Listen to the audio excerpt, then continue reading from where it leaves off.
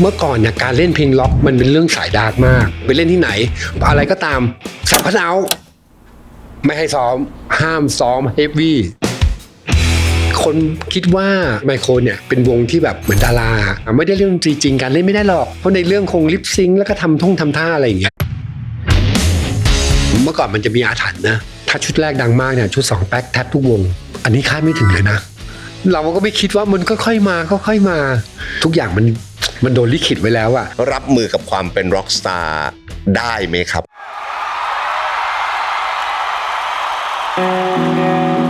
เริ่มระหองระแหงต่างคนต่างมีมุมความคิดของตัวเองแล้วพอไม่คุยกันมันเริ่มสะสมแสดงออกมาด้วยการแอคชั่นความคิดการพูดจาอะไรเงี้ยจะขอแยกจะไม่มีชุดต่อไปแล้วผมถามแทนแฟนๆคอนเสิร์ตไมโครจะมีอีกไหมสวัสดีครับผมบอยมือคีย์บอร์ดวงไมโครครับถ้าเกิดใครตอนนี้อายุสัก40ก็ได้อะได้ไม่หนักมากประมาณนี้อะใครสัก40หรือ30ปลายอะไรอย่างเงี้ยครับ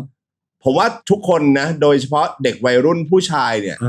ไมโครน่าจะเป็นวงร็อกวงหนึ่งในดวงใจหรือในไอดอลของพวกเราที่เราเติบโตมาด้วยกันแล้วสำหรับแฟนเพลงเนี่ยที่รู้เรื่องหน่อยอินไซต์เนี่ยก็จะรู้ว่าเฮ้ยทำไมข่าวมันเหมือนมีการระหองระแหงกันเหมือนมันมีการคอนฟลิกต์ก็เลยอยากชวน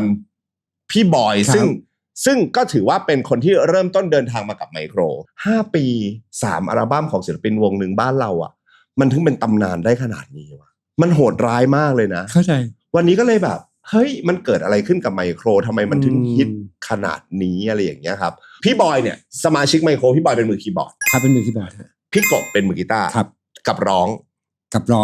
พี่หนุ่ยเนี่ยร้องนำแน่ๆครับมีพี่อ้วนก็เล่นกีตาร์แล้วก็มีร้อง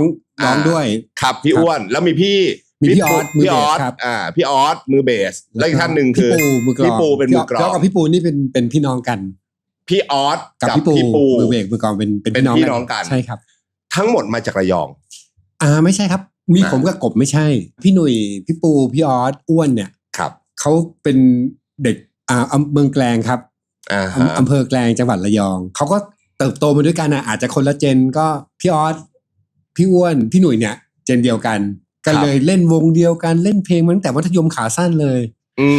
พี่ปูก็จะเป็นพี่ใหญ่ที่อยู่นั้นก็จะมีอีกวงหนึ่ง4 คนกบน่าจะเป็นตาคลีจากนครสวรรค์ครับแล้วก็มาอยู่กรุงเทพผมก็เป็นเด็กกรุงเทพนี่แหละแล้วก็ไปอยู่ต่างจังหวัดแล้วก็กลับมาอยู่กรุงเทพ2 คนเท่านั้นที่ไม่ใช่ระยองครับแล้วจุดเริ่มต้นของไมโครมันเริ่มยังไงพี่ปูเนี่ยมาเปิดร้านซอยผมชื่อปูดีไซน์ที่กรุงเทพที่ซอยวัฒนวงศ์ประตูน้ำซอยผมแบบว่าสมัยใหม่เลยแบบว่าเป็นชื่อปูดีไซน์ครับเปิดห้องซ้อมด้วยห้องซ้อมแล้วก็คือเหมือนที่นั่นก็เป็นศูนย์รวมดนตรีแหละเขาวงไมโครกำเนิดที่นั่นเห็นมีคำว่าอะไรนะมีเดอะแคลปละวงเดอะแคลปใช่ไหมฮะก็ชื่อแคลปก็เหมือนปูนะพี่ปูตอนนั้นก็ยังสมาชิกก็ยังไม่ใช่อันนี้ครับสมาชิกมาเป็นปัจจุบันเนี่ยก็ตอนเริ่มก่อนวัยละเริงยังไม่มีผมนะครับผมน้องสุดท้องคนคิดว่าวงดนตรีไมโครเนี่ยเป็นวงที่แบบเหมือนดาราไม่มีจริงตอนไปเล่นวัยละเริงนะผมก็ไปอยู่ในคุกคีเลยเขาคิดว่าเป็นวงที่สร้างขึ้นมาไม่ได้เล่นดนตรีจริงการเล่นไม่ได้หรอกเพราะในเรื่องคงลิปซิงค์แล้วก็ทำท่าอะไรอย่างเงี้ยอันนี้คือหมายถึงตอนที่คนเห็นในหนังใช่หลังจากนั้นแล้วนะเขาก็คิดว่าเป็นวงที่เมคขึ้นมาเป็นวงที่ไม่มีจริงแล้วรวมตัวกันก่อนหนังหรือว่าหลังจากหนังฮะวงไมโครนี่มีอยู่ก่อนแล้วแค่ตรงเรื่องพี่หนุ่ยแค่นั้นเองที่นักร้องเปลี่ยนเป็นพี่หนุ่ยแต่สมาชิกเนี่ยก็คือเป็นเดิมหมดเลยเป็นพี่ปูพี่ออสพี่อ้วนพี่กบใช่ฮะอันนี้คือออริจินอลแล้วใช้ชื่อว่าไมโครอยู่แล้วใช่แล้วครับก็ไปเล่นที่ RPM รายการช่อง3อะไรเนี้ยก็จะเป็นพี่ปู่ร้อง Scorpion cover อะไรอย่างเงี้ยตอนนั้นยังไม่มีอัลบั้มแค่ไปเข้าตาผู้ใหญ่เข้าตาแบบว่าเข้าตาอาเปียกพี่เสกสรรอะไรเงี้ยเสกสรรผู้ประดิษฐ์ช่อง5อะไรเงี้ยครับแล้วทั้ง5ท่านมาเจอกันได้ยังไงก่อนพี่ปูเปิดร้านทำผมครับแล้วยังไงแล้วก็น้องพี่ปูก็เล่นเบสอยู่แล้วก็อันนี้ก็เป็นพี่น้องกันอยู่แล้วก็อยู่ที่ร้านพี่อ้วนก็เรียนไทยวิจิตรตอนนั้นก็มาเช่าห้องพี่ปูอ่ะเป็นห้องพักก็อยู่ที่นั่นก็อยู่รวมๆกันจริงๆ3 คนเนี้ยก็อยู่ที่นี่แล้วพอหลังจากนั้นตอนที่มีวัยละเริง พี่หนุ่ยก็มาพักห้องที่เนี่ยก็เรียนอาชีวศิลป์ก็มาเพราะว่าตึกมันเป็นตึกแถวประมาณ 4-5 ชั้นในซอยวัฒนวงศ์ประตูน้ำตรงข้ามแล้วเล่นดนตรีกันที่ไหนอ่ะมีห้องซ้อมครับห้องซ้อมพี่ปูนี่ว่ามีห้องซ้อมพี่ปูมีห้องซ้อมรวมวงล็อกในกรุงเทพเลยนะครับเดี๋ยวพี่เล่าให้ฟังนั้นใช่ไหม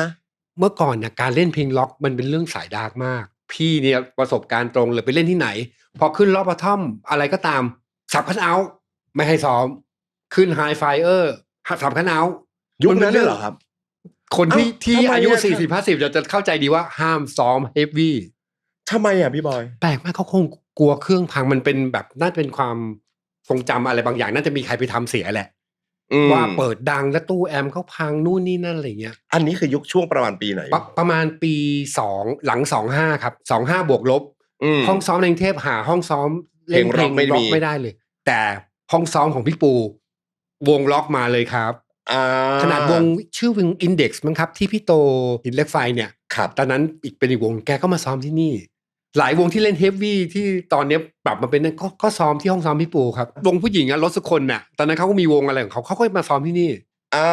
รถมือกีตาร์ที่ร้องเพลงน้ำพึ่งอะไรสักอย่างจำได้ครับพี่ปูกับพี่ออสเป็นพี่น้องกันก็เล่นด้วยกันอยู่แล้วครับแล้วพี่อ้วนมายังไงฮะพี่อ้วนก็คือเป็นนักดนตรีรุ่นน้องที่อยู่ก็รุ่นเดียวกับพี่ออสนะก็เคยเล่นกันที่ระยองมาแล้วก็มาเช่าห้องที่พี่ปูมันจะเป็นตึกที่มีห้องแบบสามารถซอยเช่าได้ครับก็เขาสนิทกันอยู่แล้วก็เรียนไทยวิจิตรศิลป์เขาก็ซ้อมดนตรีกันช่วงที่ก่อนพี่กบจะมาน่าจะมีชื่อพี่วุฒิครับเล่นกีตาร์สไตล์แบบ UFO ไมเคิลเชนโกก็จะเป็นพี่ที่ทำงานอะไรอย่างเงี้ย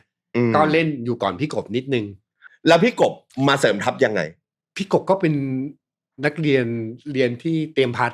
ขาสั้นเลยก็มาซ้อมกับวงเขาแหละเหมือนพี่กบมาฮิ้วกีตาร์มาแบบพี่กบนี่ตอนนั้นพี่เห็นนะเล่นกีตาร์ได้แบบสุดติ่งอ่ะคือเป็นเด็กเล่นขาสั้นได้แบบโอ้โหเล่นเพลงสโคเปียนเล่นเพลงแบบคือเราว่าเด็กในยุคนั้นพี่กบแบบว่าโอ้โหเลยอ่ะแล้วก็เหมือนกันครับพี่ปูก็ชวนมาเล่นวงเดียวกันชวนเล่นอยู่วงเดียวกันเพราะมาซ้อมที่ห้องซ้อมที่ประตูน้ำคำว่าไมโครเนี่ยถูกตั้งโดยพี่จีสุนทรจุสิฉันโรเดียนสไปซ์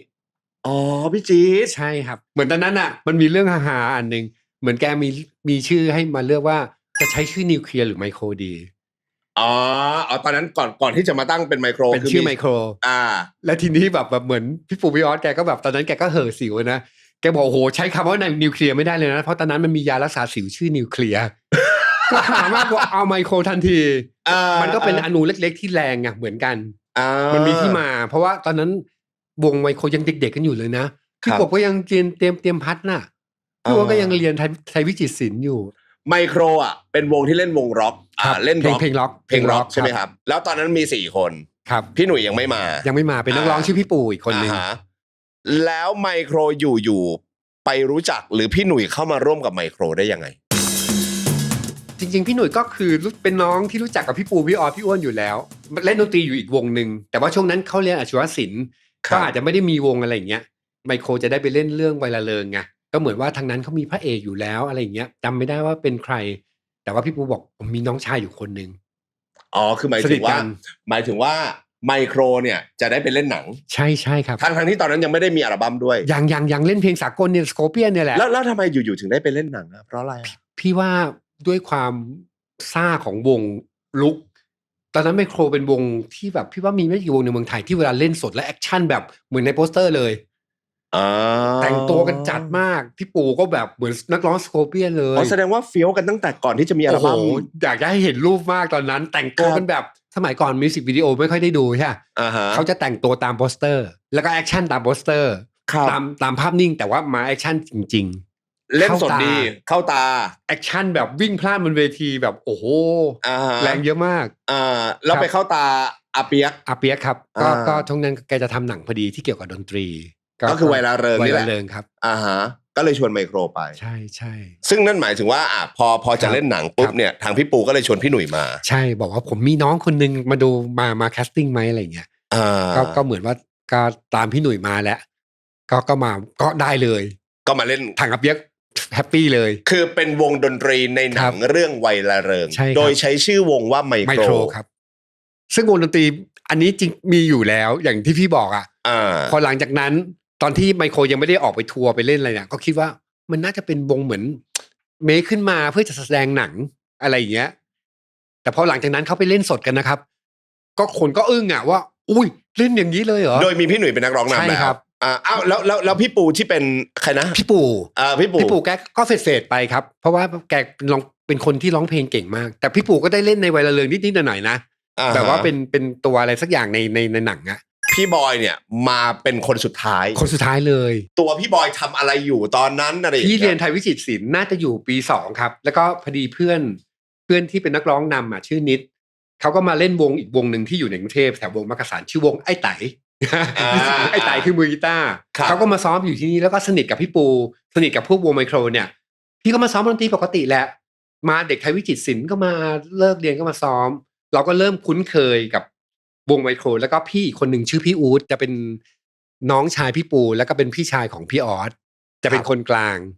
เราก็สนิทกันก็ได้คุ้นเคยแล้วก็เหมือนเราชอบอวดนะพอเราแกะเพลงอะไรได้ที่เป็นเพลงล็อกอ่ะเราก็เวลาว่างๆเรามาถึงเราก็มาเล่นคีย์บอร์ดให้เขาได้ยินโชว์เขาเช่น Highway Star หรือว่าเพลงดนตรีในดวงใจที่มีอินโทรเป็นคีย์บอร์ดที่อยู่ในหนังวัยละเลงเราก็จะมาเล่นให้เขาได้ยินมันก็แบบเด็กวัยนั้นนะ10ปลายก็อยากอวดอะไรเงี้ย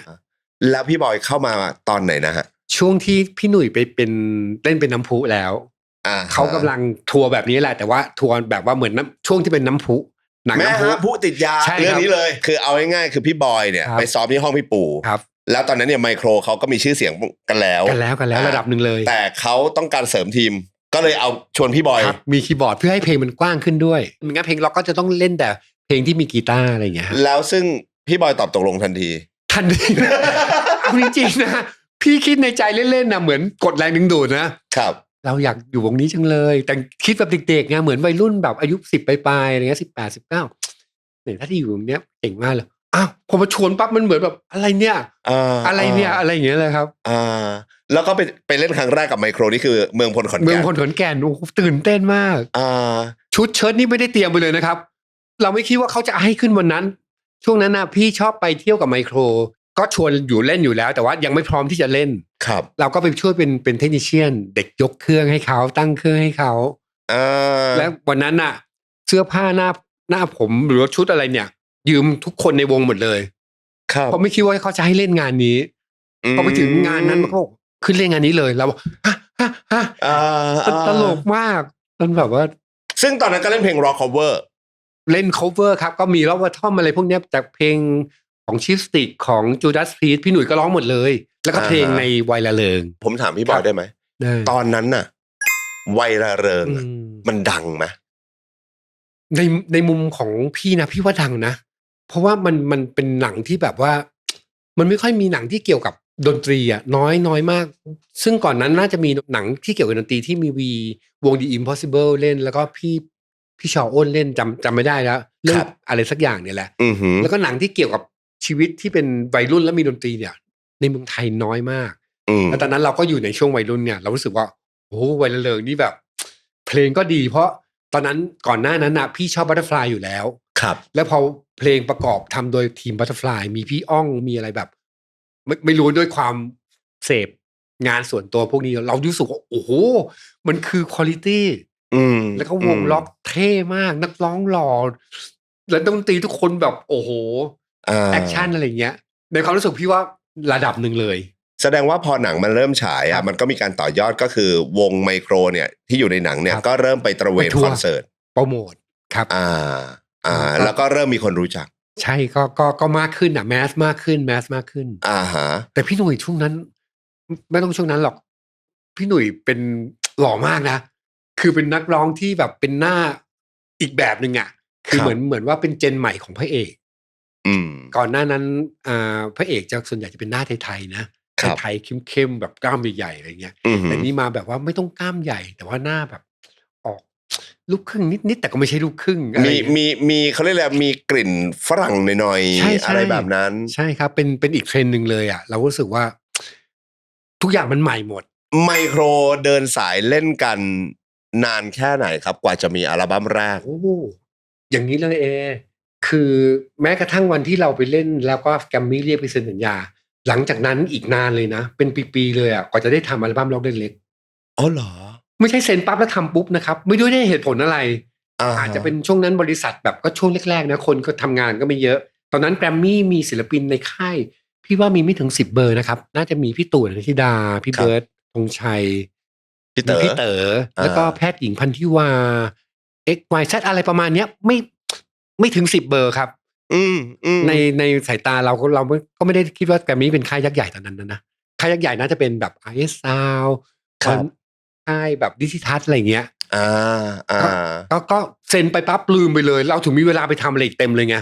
ได้ไปเล่นหนังเรื่องเพียงบอกรักฉันสัตว์นิดซึ่งไม่พี่หนุ่ยไม่มีพี่หนุ่ยตอนนั้นก็รับงานเยอะซึ่งเรื่องนี้ไปเล่นตั้งแต่ตอนหลังจากเซ็นสัญญาครับเล่นกัน5 คนแล้วไปทำเพลงประกอบให้เขาด้วยนะของพี่หน่อยอภิชาติโพไพโรจน์ครับวันเซ็นสัญญาครับเกิดอะไรขึ้นเล่าให้ฟังได้ไหมครับพี่บอยพี่เต๋อเล่นเป็นคุณพ่อน้ำพุในหนังแล้วก็มารู้ทีหลังว่าพี่เต๋อเนี่ยก็คือคุยกับพี่หนุ่ยได้เข้าไปคุยกับที่แกรมมี่คุยอากูแล้วว่าเขาอยากได้เป็นศิลปินอะไรเงี้ยแล้วพี่หนุ่ยก็แบบว่าเอ้ยผมมีเพื่อนมีวงอยู่เขาก็เลยนัดแนะว่าวงไมโครได้มาเล่นที่คอนเสิร์ตแดดเดียวที่พี่ธเนศ วรากุลนุเคราะห์เป็นพิธีกรคอนเสิร์ตแดดเดียวช่อง9 สมทครับเล่นที่พาต้าปิ่นเกล้าก็ไปเล่นเพลงแบบนี้แหละเพลงสากล cover ต่างๆ Rock Bottom Breaking the Law อะไรเงี้ยแล้วก็เพลงในเวลาเลิงครับพอเสร็จปั๊บลงมาพี่แดงก็เป็นหนึ่งใน CEO ของ Grammy แหละครับหนูสมมติว่าเดี๋ยววันอังคารนะเข้าไปที่บริษัท Grammy ไปเซ็นสัญญากันทุกคนมองหน้ากันคืออะไรไม่มีการบอกกันไว้ก่อนแต่พี่หนุ่ยรู้เหมือนว่าคอนเสิร์ตแดดเดียวเวทีนั้นวันนั้นเนี่ยคือการออดิชั่นให้เห็นจริงๆสดๆเลยทางช่อง9แล้วเหมือนว่าพอเสร็จปั๊บน่าจะมีการกิ้งก้างทางผู้ใหญ่อะไรเงี้ยครับว่าเรียกไอ้พวกนี้เข้าไปเซ็นเลยดีใจไหมพี่บอยตอนนั้นดีใจครับเหมือนว่าได้ไปอีกเลเวลหนึ่งแล้วครับเลเวลที่แบบจะมีเพลงเป็นของตัวเองแล้วนะจริงๆก่อนหน้านั้นน่ะก็จะมีผู้ใหญ่คนแต่งเพลงต่างๆเคยมาเสนอให้ไมโครแต่งเพลงส่งเพลงมาให้แต่เหมือนว่ามันไม่ซิงโครไนซ์กันครับมันก็ไม่ได้ทำแบบเหมือนว่าเป็นวงนึง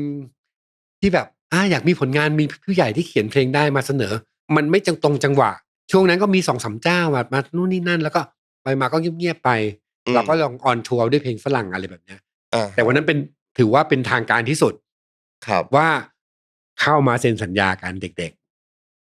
สงสัยอย่างหนึ่งว่าในเมื่อไมโครเนี่ยก็เป็นวงที่เพอร์ฟอร์มกันดีมากแล้วก็พอได้เล่นหนังครับมีพี่หนุ่ยเข้ามามีการทัวร์คอนเสิร์ตมีพี่บอยมาเสริมเติมเต็มไม่มีค่ายอื่นมาดึงอะครับ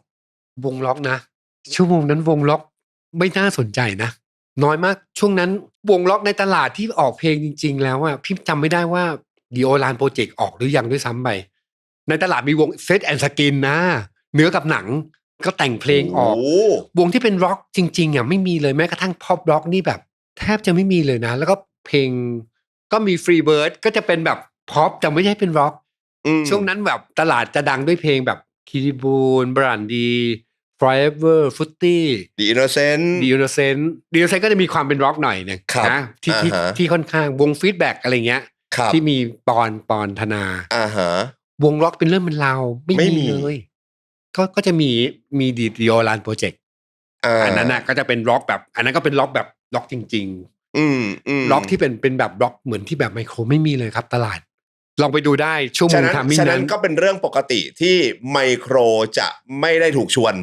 แน่นอน ไม่มีใครสนใจแน่นอนพี่บอยมีได้ถามกับพี่เต๋อหรือได้ถามกับผู้ใหญ่แล้วทำไมอยู่ๆถึงชวนไมโครออกอัลบั้มพี่ว่านะด้วยความที่พี่เต๋อแกเป็นมิวสิชเชียนจริงๆนะและมีความเป็นแบบเหมือนมีความเป็นมิวสิกบิสเนสด้วยนะแกน่าจะเห็นอะไรที่ว่าไอ้พวกเนี้ยน่าจะมาต่อยอดทำอะไรได้ด้วยวัยของพวกแกตอนนั้นก็เรายังไม่ได้ทำอะไรเองก็ทุกอย่างโดยเซตมามีทีมผลิตแต่งเพลงให้เสร็จก็เหมือนว่าเรามาเล่นเพลงที่พี่ๆทำให้แล้วก็ได้อัดเสียงบ้างบางรายแต่แน่นอนพี่หนุ่ยได้ร้องทุกเพลงแน่นอนแต่ว่าพี่บอยบอกว่าวันที่เซ็นแล้วเนี่ยอีกนานเลยเป็นปีๆเลยจะจำไม่ได้ตรงเหตุผลนั้นไม่เข้าที่อะไรอย่างเงี้ยครับไม่มีเหตุผลนะอยู่ดีวันดีคืนดีก็แบบว่ามาที่ศรีสยามเดโมเริ่มทำแล้วเพลงแรก ก็ไปถึงก็เจอพี่ป้อมเลยวันนั้นก็ทางพี่หนุ่ยก็น่าจะคุยอะไรกันแล้วเราวงก็แบบพี่ผมก็ยังเรียนอยู่แล้วก็งานก็ไม่ค่อยมีงานแบบนานๆมีทีไปเล่นอะไรอย่างเงี้ยตอนนั้นก็จะมีพี่หนุ่ยช่วงยุ่งๆอ่ะได้พี่ตุ้มวงแวมไพร์ครับมาช่วยร้องก็ได้ไปออกคอนเสิร์ตที่ช่อง9อีกทีนึงด้วยนะโดยที่เป็นพี่ตุ้มก็ไมโครนี่ก็แปลกๆนะยังไม่มีอัลบั้มแต่ได้ออกทีวีชะมัดไปเรื่อยๆเลยเพราะว่ามันเป็นวงที่น้อยวงไม่ค่อยมีวงแนวร็อกที่แบบว่าเล่นกันบ้านเลือดอย่างเงี้ยวิ่งพล่านเวทีแบบแอคชั่นแบบโอ้โหผมอยากรู้อย่างหนึ่งว่าตอนที่ไมโครเซ็นสัญญาครับไม่อยากทำเพลงกันเองอะความรู้เรายังไม่มีตอนนั้นแล้วชั่วโมงนั้นจริงก็มีแต่งแล้วนะแต่แบบไม่อาจเอื้อมอ่ะโอ้โหอาจารย์ทั้งนั้นเลยอ่ะคือเราไม่กล้าที่จะไปบอกว่าผมอยากทำเองอะไรเลยคือชั่วโมงนั้นแบบว่าโอเคทำอัลบั้มคือตอนนั้นมันไม่เหมือนสมัยนี้นะเหมือนว่า10-20 ปีให้หลังเนี่ยทุกคนฉันต้องแต่งเพลงเองต้องเพลงฉันแต่ในจังหวะบริบทนั้นปีนั้นน่ะมันเหมือนว่าเรามือยังไม่ถึง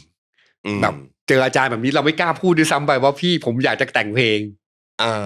คืออันนั้นมันถัดมาจากอัลบั้ม2-3เนี่ยผมก็เริ่มแต่งเพลงให้พี่จอร์จฟังอะไรเงี้ยมันเป็นเริ่มแบบขยับแต่ตอนแรกไม่มีประกาศเลยไม่กล้าแม้แต่คิดด้วยซ้ำไปเอาจริงนั้นในส่วนตัวผมนะผมไม่กล้าคิดเลยว่าผมจะแต่งเพลงเพื่อจะต้องเพลงผมพี่ไม่มีอยู่ในสมองเลยครับแสดงว่าตอนนั้นก็มีหน้าที่รอว่าเมื่อไหร่จะได้ออกเทปใช่ครับแล้วก็เรียนแล้วก็ไปที่สตูดิโอไปดูพี่ๆเขาอัดแล้วก็ได้อัดเพลงประมาณ 2-3 เพลงครับรอมานานมีแบบอารมณ์แบบหรือมันไม่ได้แล้วว่าหรือไปอ่อนหรือตอนนั้นมันก็ไม่มีอะไรทำอยู่แล้วพี่บอยใช่มันเป็นนักเรียนไงเราไม่ได้คิดเยอะเหมือนตอนนี้เราก็เรียนหนังสือเป็นหลักตอนนั้นน่ะพี่ก็ยังเรียนไทยวิจิตรก็ยังเรียนหนักพี่กบก็จากเตรียมพัดก็ไปเรียนม.เกิกแล้วก็พี่โอ๊คก็ยังไปเรียนพ่อช่างแล้วจบไทยวิจิตรพี่ออสจำไม่ได้ก็โรงเรียนวัฒนศิลป์แล้วไปเรียนอะไรต่อพี่ปูก็จบจากเหมือนว่าก่อสร้างดุสิตมาอะไรสักอย่างนี่แหละทุกคนก็ยังอยู่ในวัยที่แบบว่าไม่ได้คิดเยอะเล่นดนตรีเพื่อความสนุกเซ็นสัญญาแล้วใครมีอะไรก็ไปทำใช่ครับพี่ๆเขาเรียกไปออกรายการก็ไปใช่ไปชวนไปเล่นหนังก็ไปจะยังไม่ได้ออกอัลบั้มก็ไม่เป็นไรแบบไม่มีไอเดียอะไรเลยมันเหมือนรอแต่ว่าเราก็ทำใช้ชีวิตซ้อมดนตรีแม้ไม่มีงานก็มาซ้อมดนตรีเจอกันแทบทุกวันเลยนะเพราะว่าซ้อมฟรีเจ้าของห้องซ้อมคือพี่ปูไงห้องพี่ปูอยู่แล้วตอนเซ็นสัญญากับแกรมมี่เขาไม่เรียกเข้าไปคุยหรอครับพี่บอยว่าวงอยากเป็นแนวไหนคอนเซปต์วงจะเป็นยังไงตอนนั้นยังครับคาแรคเตอร์ของวงยังมาคุยอีกทีตอนจะเริ่มทำเนี่ยว่าเหมือนว่าลุคต่างๆเนี่ยเราจะไม่ให้เด็กๆดุแบบที่ผ่านมาแล้วนะเด็กๆจะเป็นแบบว่าแต่งตัวสบายๆพี่เล็กบุษบาดาวเรืองจะเป็นคนไกด์ตรงนี้มากว่าไม่ต้องไปแต่งองค์ทรงเครื่องแบบแฟนซีอะไรมากเสื้อยืดเสื้อเชิ้ตกางเกงยีนแบบทำให้เหมือนว่าเป็นมันก็เป็นที่มาของร้องเล็กๆด้วยนะชื่อผมอยากรู้ว่าดีเดย์พอวันที่เขาเรียกไปแล้วว่ามาจะเริ่มทำแล้วนะมันคือยังไงครับพี่ตอนนั้นก็แค่ไกด์ยังไม่มีลงรายละเอียดมากจบต่อเมื่ออัลบั้มใกล้เสร็จแล้วก็ได้เข้าไปคุยกันอีกทีนึงแสดงว่าตอนแรกคาแรคเตอร์คอนเซปต์คอสตูมเสื้อผ้ายังไม่ได้คุยเอาเรื่องเพลงก่อนใช่ก็มอบหมายให้เป็นหน้าที่ของพี่ป้อมอัศนีโชติกุลตอนนั้นโฟกัสที่เพลงอย่างเดียวเลยแสดงว่าอัลบั้มแรกพี่ป้อมเป็นโปรดิวโอ้โหดีใจมากตอนนั้นพี่ป้อมก็ยังไม่มีอัลบั้มที่เป็นบีบ้าหอบฟางมายังไม่มีอัลบั้มที่ออกกับแกรมมี่ตอนนั้น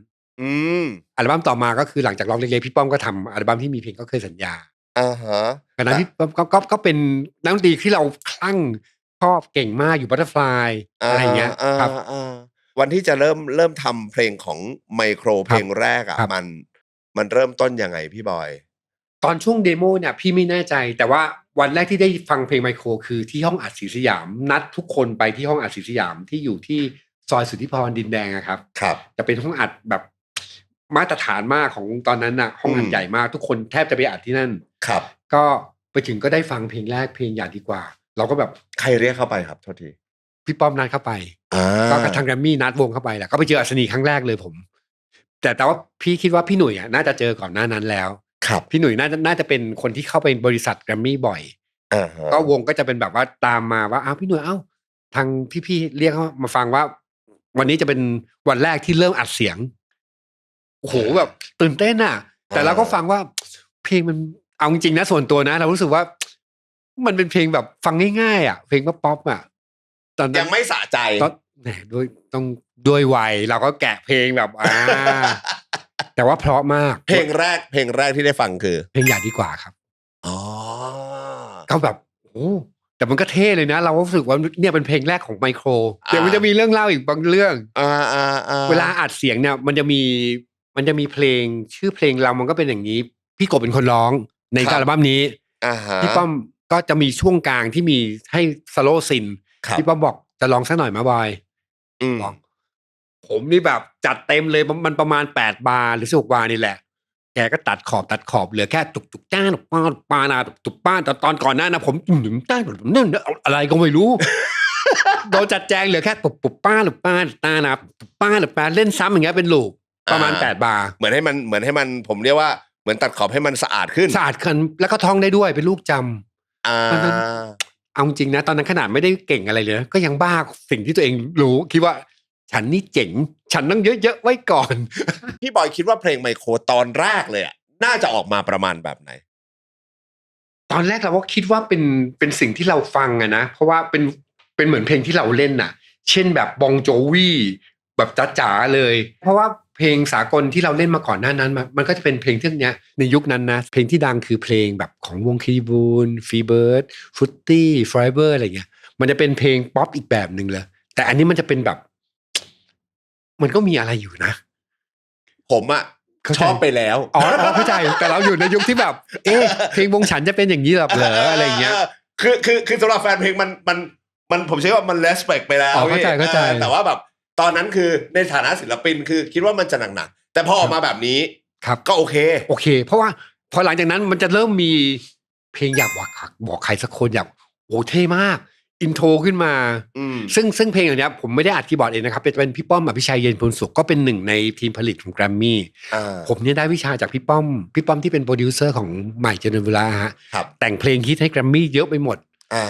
ก็ผมไปดูตั้งแต่พี่ป้อมอัศนีเริ่มเขียนสกอร์ให้พี่ป้อมอภิชัยเริ่มอัดเพลงอยากบอกใครสักคนไปดูแล้วเพลงดีมาก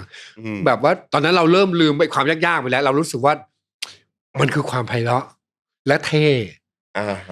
พอเริ่มหลายเพลงปั๊บเราก็เริ่มอินเราก็ไม่สนใจแล้วไอ้เรื่องที่จะยากเนี่ยทุกเพลงเพราะหมดเลยเท่านี้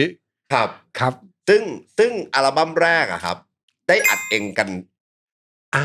เยอะขนาดไหนครับพี่ไม่เยอะมากครับกีตาร์เนี่ยถ้าจำไม่ผิดพี่กบได้อัดโซโล่เพลงสมน้ำหน้าซ่านักอันนั้นก็คือตัวตนพี่กบเลยได้ซ่าหน่อยนึงครับมันจะมีเรื่องเล่าอยู่เรื่องนึงพี่กบก็เคยเล่าไปแล้วในระหว่างที่อัดเนี่ยพี่ป้อมก็จะมาให้คิวเป็นเมทานอมให้เหมือนว่าเราตอนนั้นเราคิดว่าเราเล่นตรงแล้วแต่จริงๆมันไม่ตรงหรอกพี่ป้อมก็ตบหลังเหมือนว่าตรงๆหน่อยแต่ว่าน่ารักด้วยความเป็นอัศนีโชติกุลครับพี่กบเคยไปเล่าที่ไหนแล้วผมจำไม่ได้ผมก็จำได้ว่าอยู่นั่งดูพี่กบอัดเสียมือใหม่ไงถ้าให้พวกเราอัดกันเองนะพี่ว่าคิวห้องอัดนี่6 เดือนจะเสร็จแล้วแบบไม่รู้เอาจริงๆมาถึงตอนนั้นนะใช่ไม่จบแน่นอนมันถูกต้องอยู่แล้วครับว่ามือปืนหรือว่าใครก็ตามเขาเรียกมือปืนนะคนที่มาอัดเนี่ยเขาใช้เวลาไม่กี่นาทีอัดไม่กี่เทคบางคนบางเพลงเทคเดียวจบเลยมันเรื่องเวลาด้วยแล้วก็ความแม่นยำเรื่องอะไรถูกต้องเรื่องของอะไรเงี้ยเข้าใจได้ครับซึ่งยุคนั้นนะครับการที่สมมติว่าศิลปิน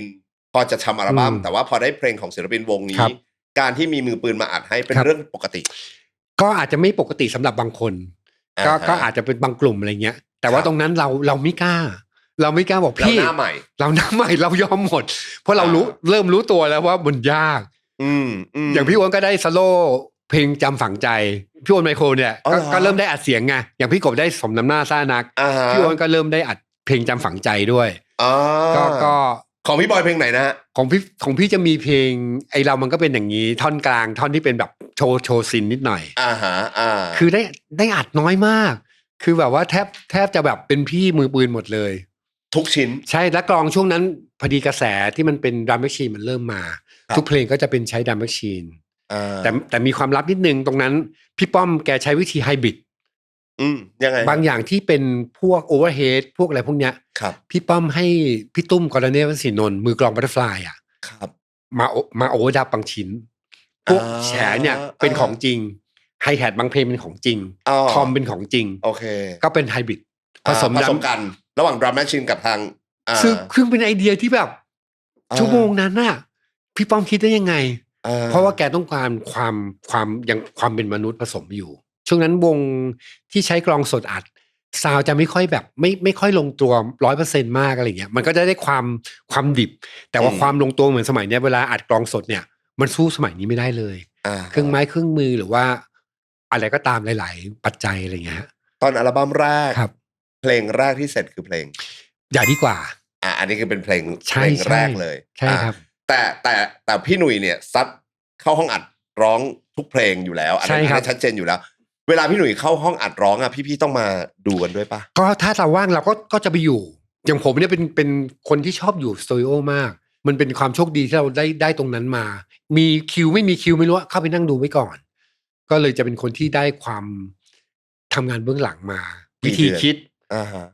หลายเดือนเหมือนกันนะเมื่อก่อนสตูดิโอจะค่อนข้างใช้กันเยอะอยู่ครับก็งบค่อนข้างสูงอยู่แบบให้เต็มที่เลยหลายเดือนมากคิวแบบจำได้ว่าไม่อั้นเลยนะคิวก็แบบว่าว่างเดี๋ยวเล่าให้ฟังนิดนึงตอนไปห้องอัดสีจับนั้นน่ะได้ไปเจอวงแบบวงเพื่อนวงพลอยอะไรเนี้ยเขาก็ไปอัดเสียงกันที่นั่นเราก็ตื่นเต้นนะไปเจอแบบอุ้ยนี่เป็นวงเป็นวงแกนเอ็กซ์หน้าอะไรเงี้ยก็เหมือนเป็นศูนย์รวมของดนตรีเลยก็พวกพี่ๆเนี่ยเวลาเล่นดนตรีเสร็จเขาก็จะมาอัดเสียงกันต่อเหนื่อยเหมือนกันนะเพราะว่าคือเหมือนว่าเล่นดนตรีเสร็จดึกๆใช่ครับแล้วก็มาที่ห้องอัดต่อเพราะวงเมื่อก่อนมันจะต้องเล่นไนท์คลับกันไงอย่างวงเพื่อนวงหรือว่าวงพลอยหรือวงอะไรก็ตามเนี่ยก็คือแทบไม่นอนกันละใช่เราก็มาเจอบางทีเราก็อยู่ดึกๆก็เจอเขาเพิ่งแต่งตัวยังมาจากไนท์คลับกันเลยมาอัดเสียงต่อเราเพิ่งมารู้ตอนหลังว่าโอ้ยน้องตีนี่คือน้องตีอาชีพจริงครับก็ประมาณซึ่งตอนที่อัลบั้มแรกเสร็จทุกเพลงครับจะมีพี่กบร้องด้วยนะอัลบั้มแรกรักมันบอลไม่ใช่พี่หนุ่ยไม่ได้ร้องทั้งหมด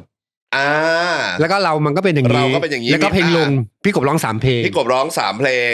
ใช่นอกนั้นเป็นพี่หนุ่ยหมดใช่ครับตอนอัลบั้มแรกเสร็จพี่บอยได้ฟังทุกเพลงแล้วได้ฟังทุกเพลงแล้วครับ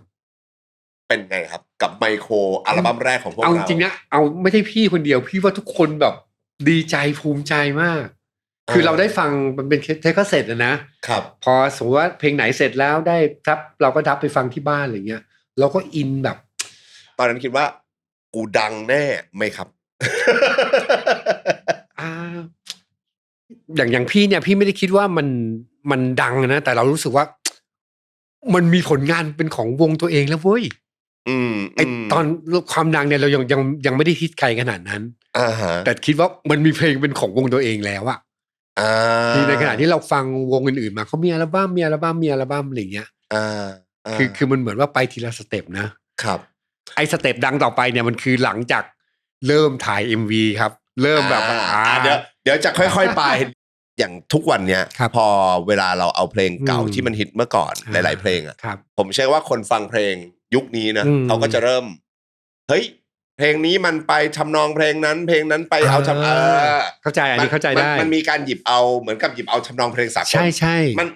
มันยังไงอะพี่ผมอยากรู้ว่าอย่างแม้กระทั่งรักปอนเนี่ยก็เป็นการเอาเพลงของวง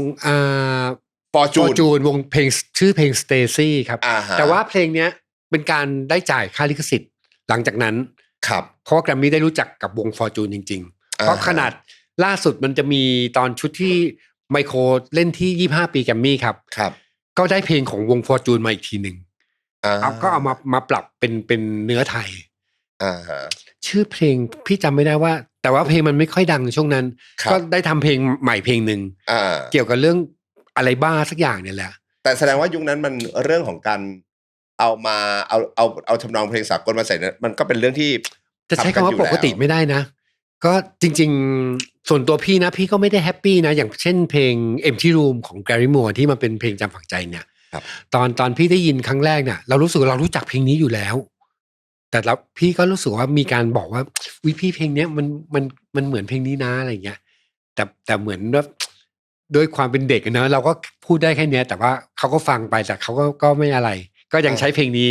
แต่ว่าก็มาปรับแต่เรารู้อยู่แล้วว่าเพลงเนี้ย มันคือเพลงของแกรี่ฟูอะเราฟังอยู่แล้ว Empty Room เนี่ย ครับ แต่มันก็กลายเป็นเพลงที่ดังเราก็ไม่รู้จะพูดไงมันก็ออกมาก็ดัง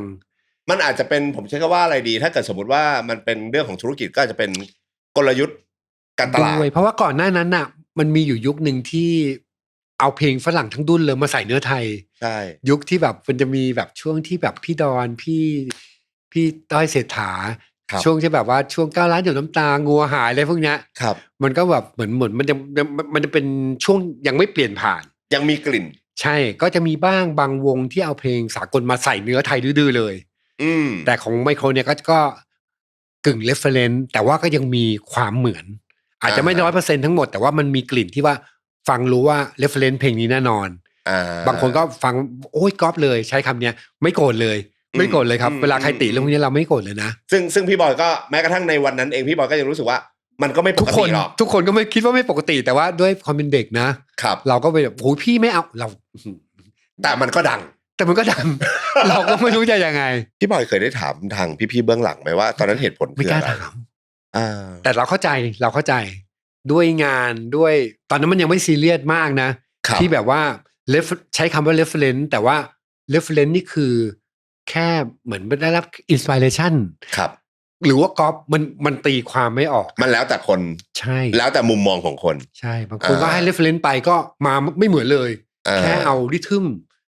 อารมณ์รวมๆมามันแล้วแต่เราไม่ตำหนิอะไรเลยนะช่วงนั้นเราทำอะไรไม่ได้หรอกเราแหมฉันเก่งแกแต่งเพลงยังไม่เป็นเลยแกจะมาคอมเพลนอะไรเข้าใจเลยเราไม่โกรธอะไรเลยครับทำไมอัลบั้มแรกถึงใช้ชื่อว่าร็อกเล็กๆครับอยากรู้ที่มาจังเลยมันเท่มากเลยอ่ะชื่อเนี้ยจริงต้องขอบคุณพี่เล็กบุษบาดาวเรืองนะครับพี่เล็กน่ารักมากพี่เล็กแบบเหมือนว่าพวกแกเนี่ยไม่ควรจะกลางน่าจะไปแบบน่ารักถ่อมตัวเพราะแกก็ยังเด็กๆกันอยู่ไง10 ปลาย20 ต้นจะไปประกาศว่าฉันโอ้โหใส่เสื้อหนังมาเดี๋ยวคนน่าจะไม่เชื่อไปแบบเหมือนเพื่อนเนี่ยแหละเพื่อนในห้องเพื่อนรุ่นพี่เพื่อนรุ่นน้องเสื้อยืดกางเกงยีนพอโอเคบนปกอัลบั้มอาจจะดูทรงเครื่องหน่อยนะพี่หนุ่ยใส่เสื้อหนังผมก็ใส่สูทแบบแต่เวลาไปเล่นคอนเสิร์ตกับใน MV ไปดูได้เสื้อยืดง่ายมากคือเหมือนเพื่อนเหมือนเพื่อนเล่นดนตรีครับแล้วก็ดนตรีโดนปรับมาให้มันเป็นแบบไม่เป็นฮาร์ดร็อกเลยเป็นพ็อปร็อกก็ยังว่าได้เลยแต่ว่ามันมีความแรงกว่าพ็อปร็อกที่อยู่ในตลาดในช่วงนั้นครับเมโลดี้สวยงามแล้วก็พูดเรื่องราวที่แบบใกล้ตัวภาษาง่ายๆภาษาจิโก้เลยซึ่งพูดออกไปแล้วคนเชื่อว่าโทษนะครับไอ้วงเนี้ยมันพูดเรื่องเนี้ยกูเชื่อใช่ก็คือเหมือนเพื่อนรุ่นพี่ถือว่าเพื่อนรุ่นพี่เล่นดนตรีเนี่ยพูดแบบนี้มาฉันเชื่อฉันคิดว่าเพื่อนเล่นดนตรีให้ดูก็เลยใช้ว่าแบบเป็นร็อกเล็กๆพอแต่เล็กร็อกเล็กๆซึ่งอันนี้คือพี่เล็กบุษบาโอ้โหน่ารักมาก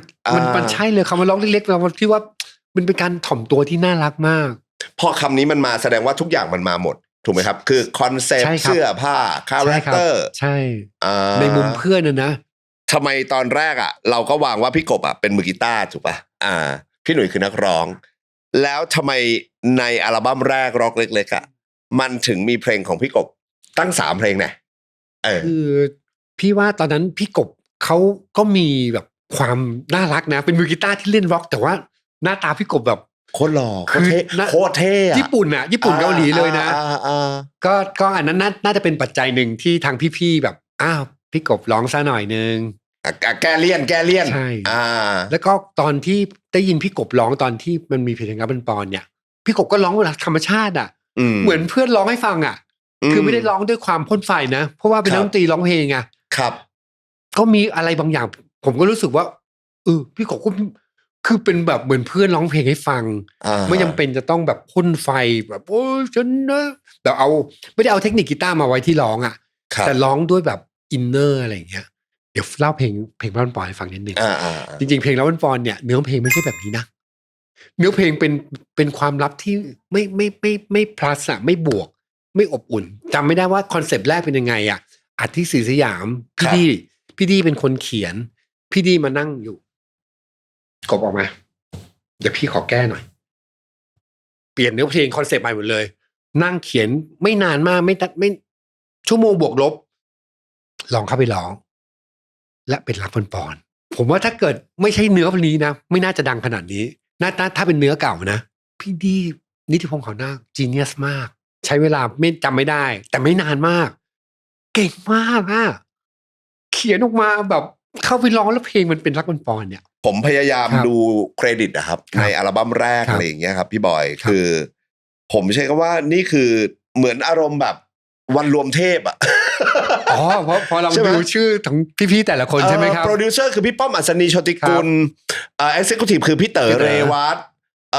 คำร้องเนี่ยพี่ดีนิติพงษ์หอหน้าพี่เขตอารันโอ้โหนี่สุดยอดในปรัชญาพี่กฤษอะไรอย่างเงี้ยใช่พี่จตุรนต์เอมบุตรมาใช่อันนี้คนแต่งเพลงพี่คือพี่จอร์จที่เป็นโปรดิวเซอร์ชุด 2.3 โหดมากแต่ละท่านทุกคนคือระดับอาจารย์เราหมดเลยระดับแบบว่า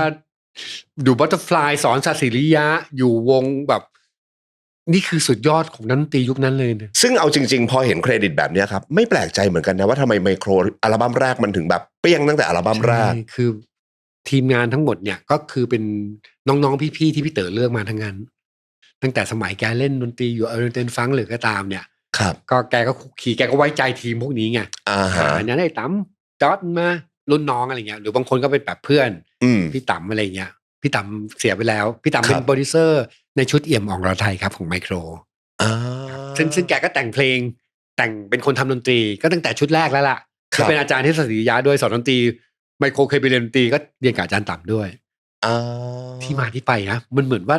ทุกอย่างมันโดนลิขิตไว้แล้วอะมีเกี่ยวเนื่องเป็นอาจารย์เป็นลูกศิษย์กันได้มาเป็นโปรดิวเซอร์ได้มาเป็นคนแต่งเพลงอะไรอย่างเงี้ย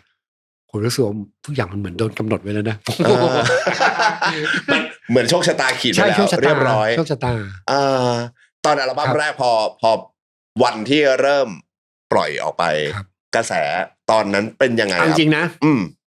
ไมโครนี่เหมือนมันเงียบไปเลยนะหลายเดือนมากจริงเหรอจริงครับไม่มา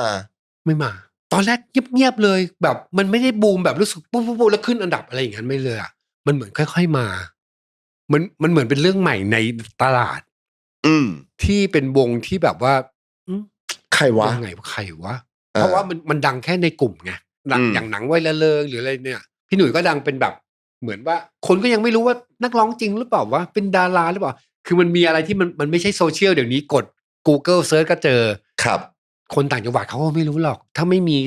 สื่ออะไรในหนังสือแมกกาซีนหรือหนังสือพิมพ์เนี่ยเขาไม่รู้หรอกว่าอะไรเป็นยังไงที่มาอะไรเป็นยังไงเพราะฉะนั้นอะไรมันจะไม่มานี่ชั่วโมงนี้พอ analyze ไปปั๊บไม่แปลกใจว่าทำไมยังไม่มา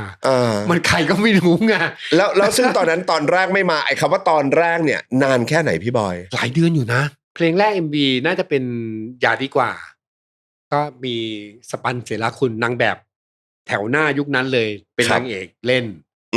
ก็ไปถ่ายกันแถวพระราม9ตัดใหม่เพิ่งเริ่มตัดพระราม9เลยตอนนั้นยังไม่เสร็จเลยไปถ่ายที่ธนาคารกสิกรไทยสาขาใหญ่อะไรสักอย่างเนี่ยครับก็มันก็ยังไม่ดังอะไรเลยนะมันก็แค่แบบอะไรนะมันก็ค่อยๆมาแล้วก็อยู่ดีก็มาเพลงแล้วมันปอนก็เริ่มดังเพลงมันปอนนี่ดังมากเลยในอัลบั้มแรกนะตอนแรกคนก็คิดว่าพี่หนุ่ยร้องนะจนได้มาเห็นแล้ว MV ก็อ้าวเป็นพี่กบร้องแต่เรารู้อยู่แล้วเพราะเราแต่คนอื่นเนี่ยคิดว่าเป็นเพลงพี่หนุ่ยตอนแรกผมก็คิดว่าเป็นพี่หนุ่ยใช่ครับผมเพิ่งมารู้จน MV ออกมาแล้วเพลงมันเหมือนว่ามีอย่าดีกว่าที่เป็นตอนช่วงนั้น MV เยอะมากครับอย่าดีกว่าอยากบอกใครสักคน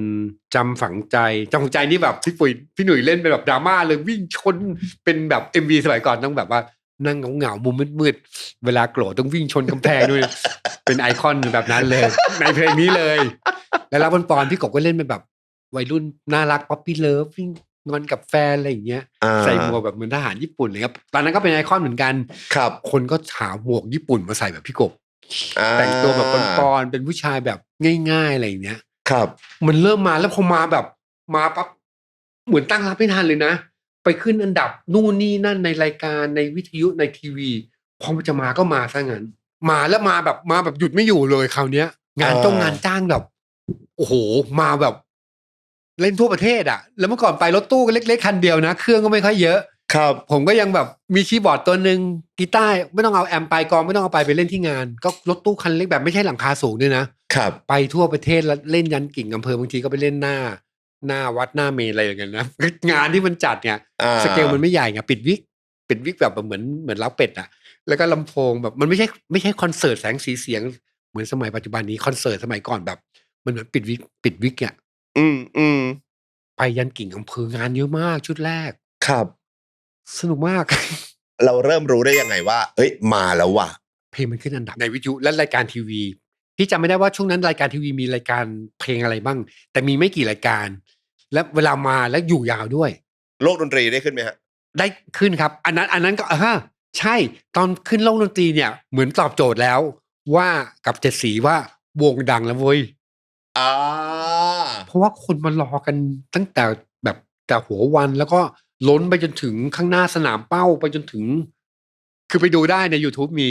ปีนต้นไม้กันดูอะไรแบบนั้นใช่ไหมแต่ว่าเมื่อก่อนคนดูคอนเสิร์ตน่ารักนะครับตอนนั้นมือขวายังไม่มาพี่หนุ่ยยังไม่ใช่คำว่ามือขวาผมจำได้ว่ามือขวาน่าจะมาตอนเอาไปเลยปะใช่ครับพอไปคอนเสิร์ตโลกดนตรีกับเจ็ดสีอ่ะอันนี้เมคชัวร์ได้ว่าพวกเราดังแล้วใช่เพราะไม่งั้นคนก็จะไม่ยอมอดหลับอดนอนมารอตั้งแต่เช้าเพื่อจะให้ได้คิวแรกๆในการดูเนี่ย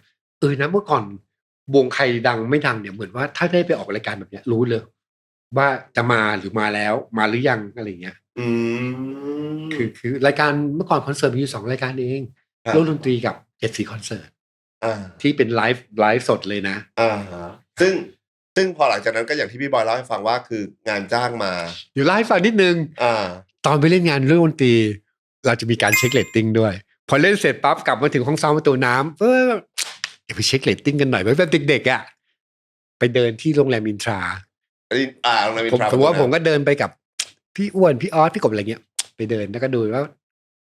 คอยจำได้แล้วคนจำได้แปลว่าดูตะกี้ดูนะแล้วก็แบบมีการแบบเหมือนกระซิบกระซาบอ่ะมันเป็นเรื่องของวัยนั้นน่ะเรื่องใหม่เช็คเรตติ้งเราทำมาหลายอัลบั้มเลยนะเวลาไปเล่นเล่นดนตรีหรือเล่นอะไรอ่ะเดินเช็คเรตหน่อยแต่ไปสาวรีหน่อยนึกไปแล้วขำอ่ะโอ้ก็วัยรุ่นเลยนะก็เอาง่ายๆมันสักเซสตั้งแต่อัลบั้มแรกสำหรับไมโครใช่ครับถึงจะมาช้าแต่มาแล้วมายาวเลยพี่บอยรู้เรื่องแบบยอดขายอัลบั้มเทปตลับอะไรอย่างนี้ตอนนั้นน่ะ100,000 ตลับเนี่ยถือว่าแบบสักเซสแล้ว100,000 ไปจนถึง300,000น่ะไมโครทะลุเลยโอ้เกินเหรอเกินครับคือ100,000-300,000 ตลับเนี่ยชุดแรกค่อยๆมาเนี่ยเมื่อก่อนว่า100,000 ตลับแล้ว100,000 ตลับแล้วไม่ใช่ล้านแล้วจ้านะมันจะเป็นยุคของแต่ละเจนก็ไมโครก็ทะลุยอดนั้น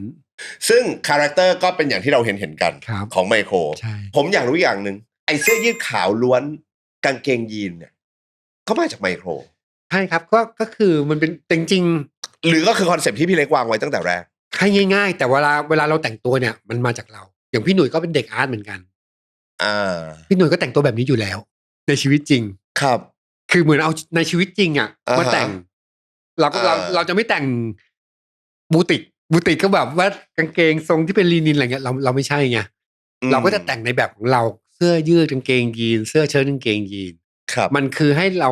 เป็นในมุมที่ไม่ใช่ไปแบบเพอร์ฟอร์มแบบว่าเหมือนที่เราเคยทำมาไมโครเนี่ยเวลาไปเล่นคอนเสิร์ตเนี่ยเปลืองภาชนะมาก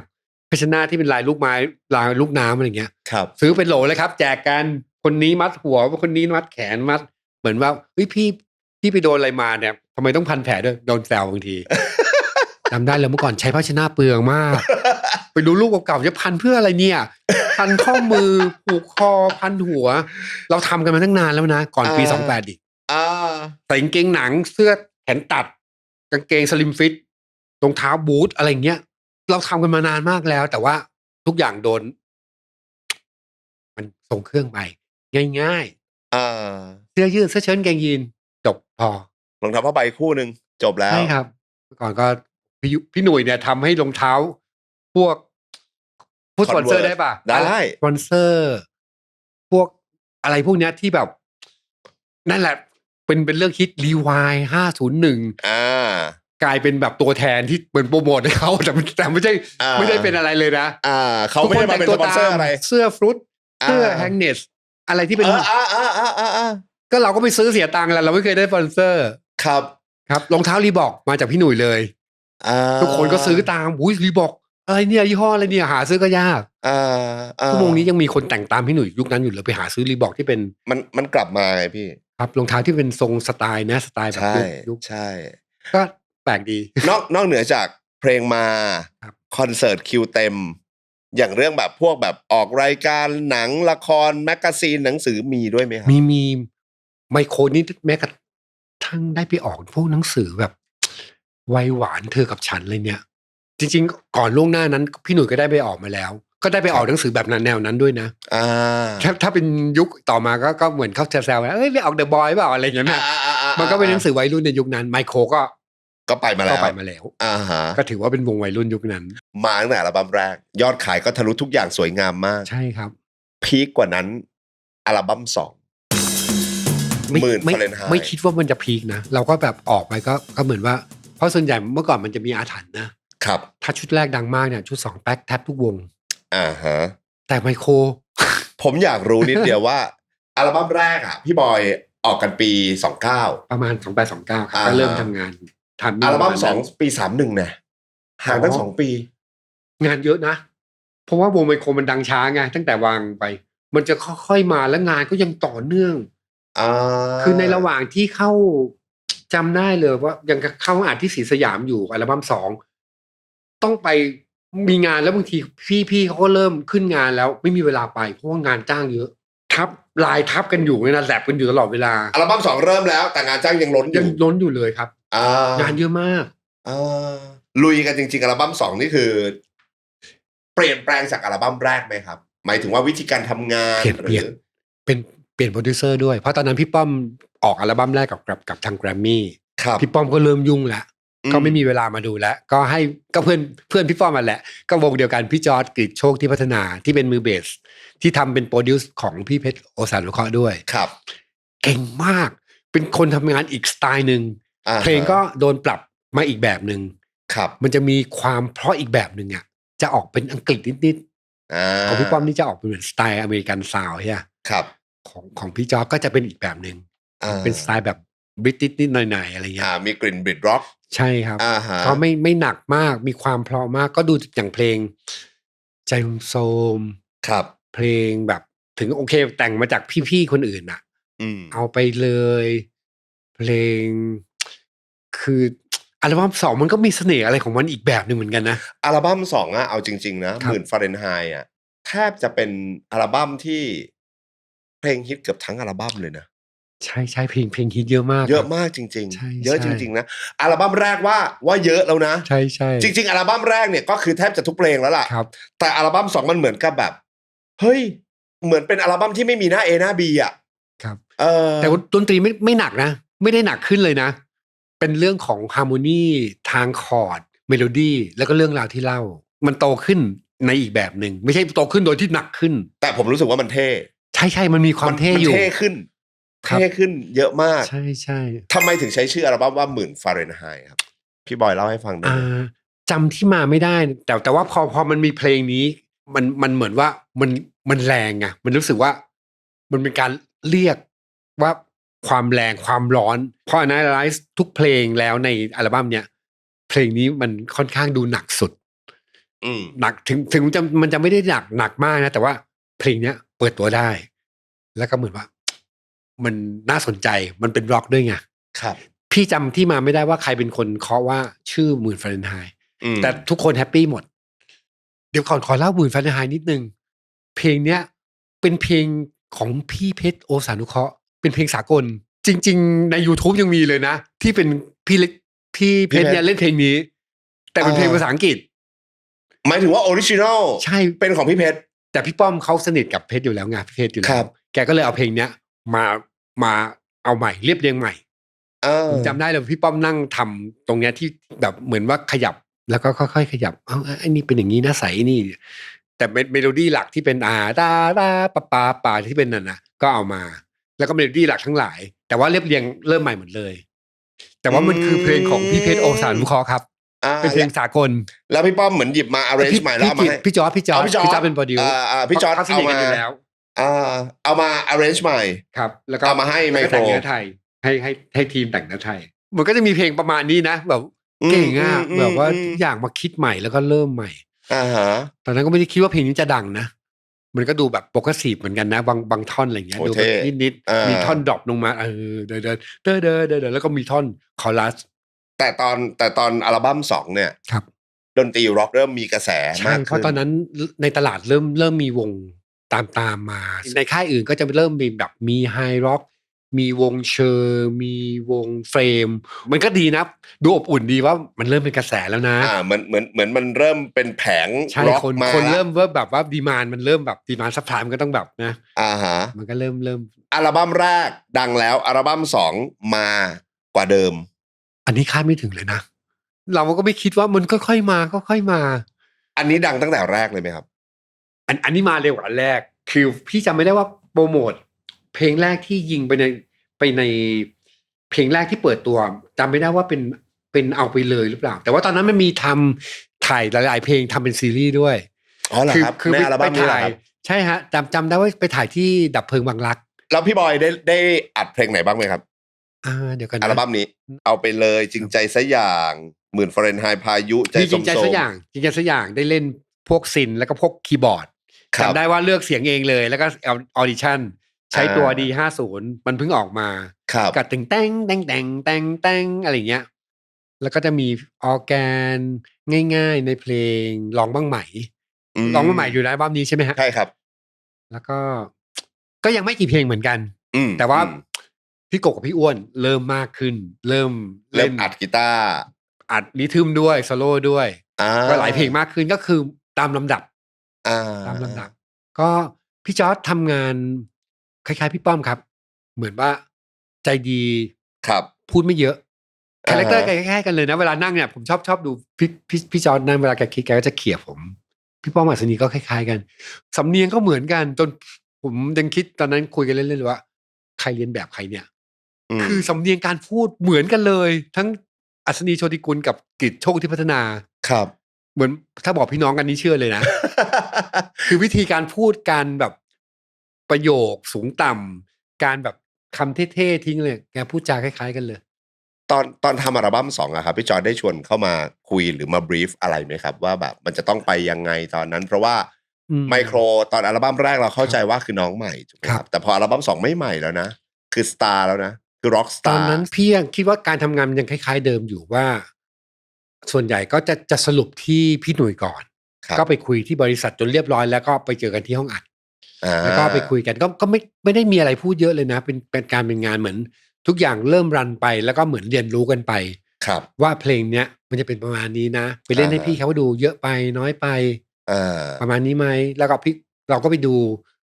พี่อัดเสียงเหมือนเดิมไปดูวิธีคิดวิธีอะไรอย่างเงี้ยอย่างเพลงพายุเหมือนกันครับพี่จิกับพี่มิศิลภาสารศาสตร์ก็เป็นคนทำเพลงนี้พี่จิเข้ามาก็นั่งดูไม่มีการพูดอะไรเลยนั่งดูแบบเหมือนอาจารย์ระดับจิรพันธ์แต่เพลงพายุเป็นเพลงที่ดีมากเป็นเพลงที่ดีมากลายโซโล่นี่ใครเป็นคนโซโล่รู้ไหมครับใครอ่ะพี่มิศิลภาสารศาสตร์ที่เป็นมือเปียโนผู้หญิงครับโอ้โหโซโล่เสียงที่เป็นเหมือนขลุ่ยญี่ปุ่นอ่ะโอ้โหเมโลดี้แบบสุดยอดมากอ่ะคือโชคดีอ่ะเราได้พี่พวกนั้นแล้วเราครูพักรักจำซึ่งแสดงว่าอัลบั้มนี้เหมือนเน้นรายละเอียดทางดนตรีเยอะขึ้นใช่ครับเหมือนโตขึ้นมาแต่ก็ไม่ได้ยากนะฮะแต่ว่ามันเริ่มมีอะไรซ่อนเริ่มมีรายละเอียดไส้ในอะไรพวกเนี้ยตัวพี่บอยเองตอนที่อัลบั้มหมื่นฟาเรนไฮต์ออกมาครับชอบไหมครับหรือยังขัดใจอะไรอยู่ไหมมันจะมีขัดใจเอาพูดตรงๆเลยนะอย่างเช่นเพลงเอาไปเลยเรารู้สึกว่าเพลงแบบเนี้ยมันไม่ใช่เพลงแบบไมโครอ่ะเพราะมันเป็นเพลงเอาจริงๆนะคือสไตล์เพลงมันแบบมันเหมือนเพลงแบบเป็นร็อกอีกแบบเนี่ยร็อกของอีกแบบมันเหมือนฟิวชั่นน่ะคือมันไม่ใช่ร็อกเมทัลหรือว่าเป็นเฮฟวี่ไงครับแต่กลายเป็นเพลงที่ดังมากโอ้โหจนปัจจุบันนี้ยังผมใช้คำว่าเป็นลายเซ็นเป็นซิกเนเจอร์ซองพวกเราไม่ค่อยแฮปปี้กับดนตรีเพลงเอาไปเลยเรารู้สึกว่ามันไม่ใช่เพลงแบบที่เราฟังไงตอนนั้นเรายังไม่ชอบเพลงแบบสไตล์แบบนั้นแต่วันนี้ไม่ใช่แล้ววันนี้พอเราเติบโตขึ้นเรารู้สึกว่าเพลงมันเท่มากผมใช้ว่ามันคือ DNA ของพวกพี่เลยด้วยซ้ำอะไรอย่างเงี้ยหมายถึงในฐานะแฟนเพลงนะครับ ตัวดนตรีด้วยนะครับตัวภาคดนตรีด้วยครับไอตัวเนื้อเนี่ยโดนมากๆคือตอนนั้นมันจะมีรายการเอาไปเลยที่พี่ต่อยไตรภพเป็นนั่นแต่พอมีคำนี้ในเพลงปั๊บมันยิ่งโดนไปกันใหญ่เลยฮะซึ่งอัลบั้มนี้ออกมาปุ๊บทำงานทันทีจำไม่ได้ว่าเพลงไหนเป็นเพลงแรกที่โปรโมทแต่ว่าไม่ต้องรอเหมือนชุดแรกแล้วผมว่าตอนนี้มันกลายเป็นแฟนเพลงรอด้วยซ้ำไปว่าไมโครกำลังจะออกอัลบั้มใหม่ออกเพลงใหม่เหมือนมันมีทุนอยู่นะทุนเดิมอยู่แล้วพอพับมาเลยซึ่งเอาจริงๆคืออัลบั้มเนี้ยน่าจะเป็นอัลบั้มของไมโครที่ผมเชื่อว่ายอดขายพีคกว่าอัลบั้มแรกใช่ก็ขยับขึ้นมาจำไม่ได้ว่ากี่แสนแต่ว่าเกินแสนแน่มันจำไม่ได้ว่า100,000 200,000 300,000อะไรเนี่ยผมว่าเผลอๆทะลุล้านป่ะทะลุล้านนี่น่าจะมาช่วงเต็มถังแล้วครับมันเหมือนว่าในชั่วโมงนั้นมันจะมีแบบแม็กซิมัมของแต่ละอันที่ว่าอันเนี้ยคือพีคแล้วครับของในแต่ละยุคละยุคตำนานร็อกมือขวามันมายังไงพี่จำไม่ได้ว่าพี่หนุ่ยอ่ะทำกันบ้านมาหรือว่ามันออกมาเดี๋ยวนั้นหรือว่าทุกคนน่ะเมื่อก่อนประเพณีการดูดนตรีเนี่ยคือมันแบบตบมือตามหน่อยครับร้องตามหน่อยครับมันไม่มีหรอกอย่างเงี้ยไอ้อย่างเงี้ยพี่เคยเห็นครั้งแรกคือที่ญี่ปุ่นเวลาดูคอนเสิร์ตชอบทำมือแบบนี้ครับอะไรอย่างเงี้ยพี่จำไม่ได้ว่างานไหนเป็นงานแรกที่พี่หนุ่ยพูดแล้วเขาพูดปั๊บเขาก็ติดปากไงแล้วมันก็กลายเป็นไอคอนขึ้นมาใครจะคิดว่าคำเนี้ยมันจะเป็นแบบเป็นซิมโบลิกของอะไรสักอย่างคือเป็นของพี่หนุ่ยแล้วอ่ะมันกลายเป็น golden word เป็น history เป็นประวัติศาสตร์ใช่ครับเป็นแบบพี่หนุ่ยแบบว่าโอ้โหคำนี้พูดแล้วมันเข้ากับบริบทตรงนั้นอารมณ์คนนั้นมันมาสดๆพี่ว่ามาสดๆนะที่พี่หนุ่ยเขาแบบว่าคือเดี๋ยวนั้นน่ะเรียกพลังซึ่งมันคือเริ่มมาจากตอนอัลบั้มนี้ป่ะพี่บอยน่าจะใช่นะครับมือขวาใช่ถ้าจำไม่ได้ว่ามันเกิดขึ้นตอนคอนเสิร์ตไหนแต่เพลงที่มันเกิดขึ้นกับอันเนี้ยมันน่าจะเหมือนเพลงเอาไปเลยนะมันเข้ามากน่าจะเป็นอย่างนั้นเพลงเอาไปเลยน่าจะเรียกมือขวาจากเพลงเอาไปเลยมันเข้ากับเพลงนี้มากเอาไปเลยเอาไปใช่ครับกระแสของอัลบั้ม2ดังขนาดไหนครับพี่บอยของไมโครมีโมเมนต์อะไรที่แบบพีคเหมือนเดิมขึ้นอันดับและอยู่นานมากในคลื่นวิทยุหรือจะเป็นรายการทีวีที่จัดอันดับเพลงนะครับเข้าไปแล้วอยู่หลายวีคมากแล้วก็มิวสิกวิดีโอเยอะมากกว่าชุดแรกครับคือมันมีการรายการไม่ว่าจะเป็นรายการในเครือแกรมมี่เองหรือว่าไปออกรายการไปอะไรก็ตามเนี่ยทุกอย่างมันแบบดับเบิลมากขึ้นงานจ้างก็เยอะมากคือแบบจากไม่ว่างอยู่แล้วก็ยิ่งแบบโอ้โหเล่นดนตรีกันแบบแทบทั้งวันทั้งคืนเลยนะในนี้เห็นบอกว่ามันมีช่วงอัลบั้มเนี้ยมีคอนเสิร์ตเอาไมโครไปเลยเป็นคอนเสิร์ตใหญ่ครั้งแรกที่ศูนย์เยาวชนไทยญี่ปุ่นผมยิ่งจำได้เลยเพราะวันที่จัดอ่ะมันตรงกับวันเกิดเราแต่คนอื่นไม่รู้นะแต่เรารู้ว่าเป็นวันที่16 เมษายนครับปีอะไรจำไม่ได้แล้ว31เลยปีเดียวกับออกอัลบั้มครับเป็นคอนเสิร์ตใหญ่ครั้งแรกอ่ะโอ้ยแค่ศูนย์เยาวชนไทยญี่ปุ่นนี่ก็ถือว่าตื่นเต้นมากแล้วเมื่อก่อนเนี่ยแค่นี้ก็แบบคือเวลาอัดเพลงอ่ะพี่จะมีพี่ศิลปินช่วยอัดครับแต่เวลาโชว์สดอ่ะคือมันต้องใช่เราเล่นสดอยู่แล้วเพราะว่าเราชอบเล่นคอนเสิร์ตบนเวทีเนี่ยเราชอบโชว์มัสโกออนมากมันจะมีปัญหาเดียวแหละก็คือเราต้องเล่นให้ดีบางทีเราก็ห่วงเรื่องแอคชั่นนะครับจนบางทีพี่ก็ต้องบอกตัวโน้ก็ต้องให้ความสำคัญนะไม่ใช่ว่าแอคชั่นแล้วหลุดกระจายไปวอดอะไรอย่างเงี้ยซึ่งคอนเสิร์ตใหญ่ครั้งแรกก็คือตอนนี้แหละเอาไมโครไปเลยใช่ครับมันไหมฮะโอ้โหตื่นเต้นมากมันคอนเสิร์ตครั้งแรกที่เก็บบัตรนะที่ไม่ใช่ฟรีคอนเสิร์ตเพราะฟรีคอนเสิร์ตเนี่ยเราเล่นเยอะๆมาแล้วเช่นในอัลบั้มแรกเราไปเล่นที่สนามฟุตบอลรามคำแหงมีเอ็กซ์ไวแซดเล่นด้วยนะอันนี้เล่าให้ฟังไม่คิดว่าคนจะเยอะแต่ตอนไปซาวด์เช็คก็สักแป๊บคนก็เริ่มเต็มสนามฟุตบอลแล้วสักแป๊บบนตึกสักแป๊บนั่งบนตึกคือหาภาพดูได้ในเซิร์ชคำว่าไมโครรามคำแหงคนแบบไม่แน่ใจว่าหลักหมื่นหลักแสนแล้วเยอะมากพี่บอยบอกว่าคอนเสิร์ตไมโครคนเยอะอยู่แล้วตอนช่วงแบบไมโครเคยมีคอนเสิร์ตที่ไม่มีคนไหมเคยไปเล่นที่ เทคนิคแถวพระประแดงจำได้ว่าโต๊ะหน้าเนี่ยมีเด็กเหมือนว่าน่าจะเป็นลูกๆของเจ้าหน้าที่ในโรงเรียนนะอยู่ประมาณ5-6 คนแล้วไม่มีคนเลยไม่มีคนดูเลยนะนอกจากเด็กประมาณ5-6 คนนั่งดูเหมือนว่าเหมือนไอ้มดแดงแปลงกาย แต่ว่ามันก็มีนะช่วงทำไมโคที่หลังจากช่วงที่มันเป็นไม่ใช่เต็มถังแล้วอย่างมาช่วงเอี่ยมอ่องวราไทยช่วงสุริยคารเนี่ยมันก็ไม่ได้ดังเปรี้ยงป้างขนาดนั้น แต่ว่าไม่ถึงขนาดคนไม่มีเลยมันก็ยังมีอยู่แล้วการเดินทางจากวันที่มีเด็กน้อยดูไอ้มดแดงแปลงร่าง 5-6 คนพอมาถึงวันที่เรามีคอนเสิร์ตใหญ่ของตัวเองหรือวันที่ไปเล่นที่รามคำแหงนี่เป็นคนเรือนหมื่นอย่างนั้นนะความรู้สึกของพี่บอยมันจำได้ว่ามีความสุขมากเพราะว่ามันไม่คิดไม่ถึงอย่างที่รามคำแหงเนี่ยไม่ได้คิดว่าคนจะเยอะขนาดนั้นนะก็คิดว่าเมื่อก่อนมีคนชอบไปจัดบนลานสปป.แต่วันนั้นไมโครเล่นสนามฟุตบอลซึ่งใหญ่กว่าสปป.มันก็ใกล้ๆกันนั่นแหละเราไม่คิดว่าคนจะเยอะขนาดนั้นคนมาแบบล้นหลามจนแบบจนแบบงงมากอ๋อแล้วมีทีนึง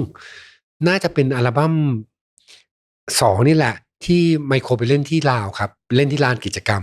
ครับก็จะมีพี่ดอนสรเบียพี่จินตลาภูลล่าไปด้วยนะเหมือนกันไปเล่นก็คิดว่าหน้าคนจะหน้าหลักพันอะไรเงี้ยสักแป๊บคนหลักแสนมาแบบมืดฟ้าโมดินเหมือนที่ลามเลยแต่เยอะกว่าคนประเทศลาวครับ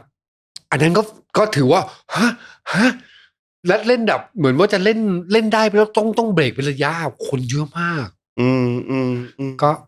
เหมือนกันเจอเซอร์ไพรส์แบบนี้เยอะเหมือนกันคิดว่าเยอะแล้วเยอะกว่าอัลบั้ม10,000 ฟาเรนไฮต์อ่ะถ้าเพลงที่พี่บอยชอบชอบหลายเพลงเลยนะคือ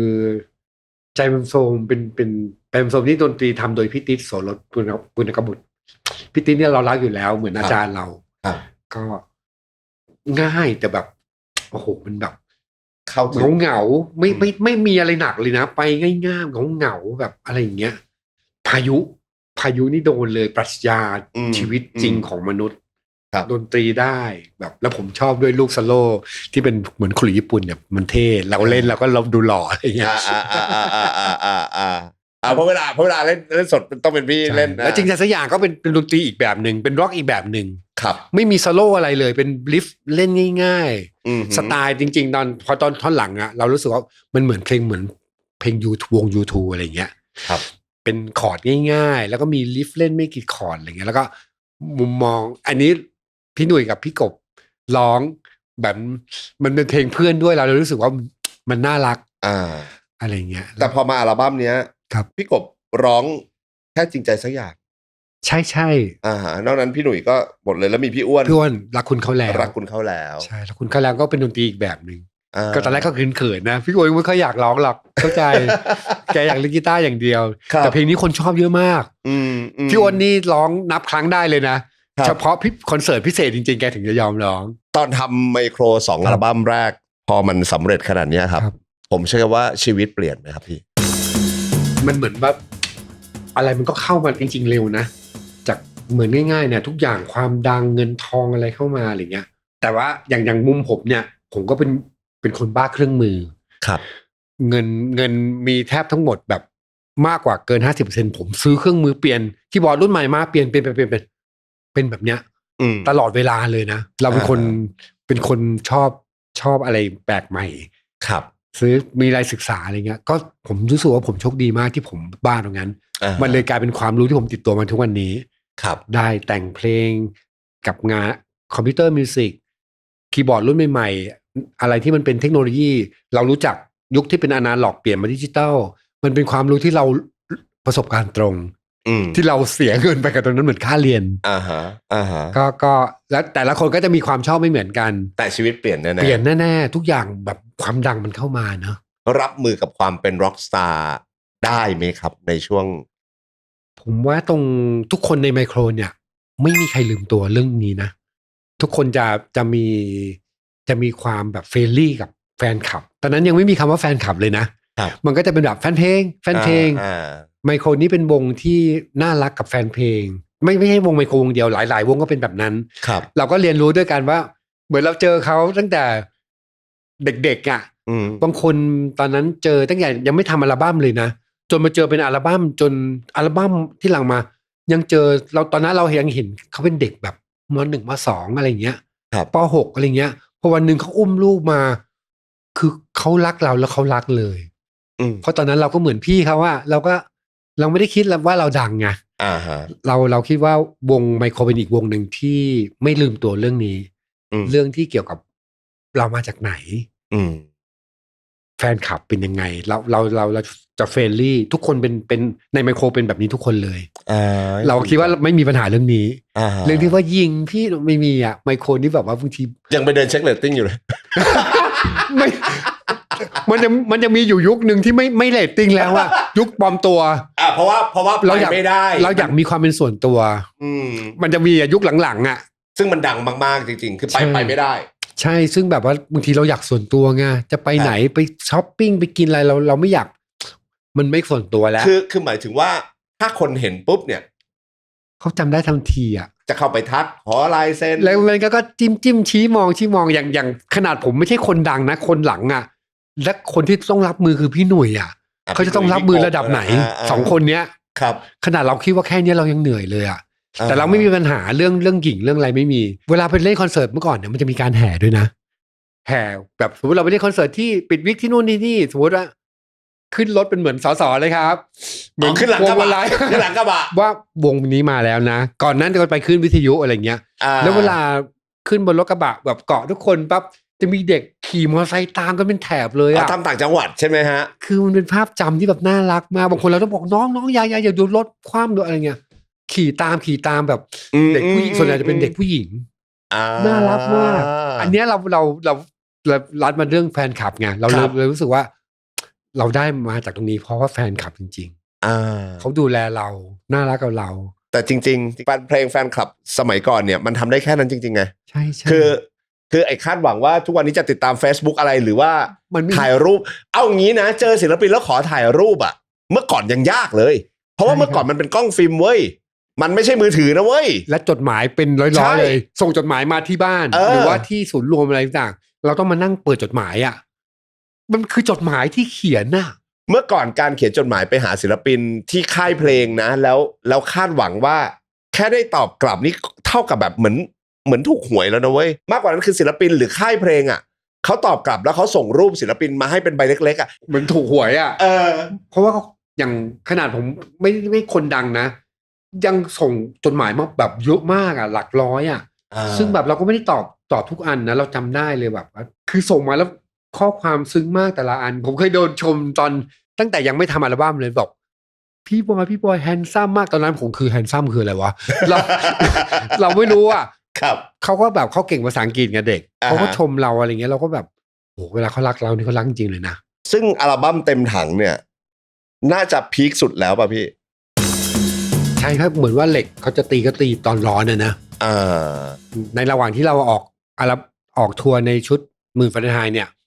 พี่ๆก็ทำกันบ้านกันแล้วผมเห็นเครดิตคนเบื้องหลังไปดูนะของไมโครอ่ะโหดร้ายอ่ะ นี่คือแบบปรมาจารย์ของเมืองไทยขึ้นหิ้งไปหมดแล้วอ่ะอย่างอัลบั้ม2ดูดิใช่ได้ทำงานด้วยเราแบบโอ้โหสุดยอดจริงๆอ่ะเอาแค่แบบนี้นะพี่ดีคำร้องนะพี่เขตอรัญครับพี่อันนบนะพี่ป๋องเสียไปแล้วเก่งมากพี่ป๋องสุดยอดแล้วก็ทำนองเรียบเรียงเสียงประสานมีพี่ต๋ำจากตัวรวยเอ็มสบุตรพี่กฤษพี่จอร์ดนะครับอันนี้เป็นโปรดิวเซอร์อยู่แล้วมีพี่เพชรอสถานุเคราะห์ใช่ก็คือเพลงหมื่นฟาเรนไฮต์พี่จิรพันธ์อังสวานนท์พายุอันนี้คืออาจารย์สุดยอดบรมาจารย์มาช่วยเพลงพายุครับ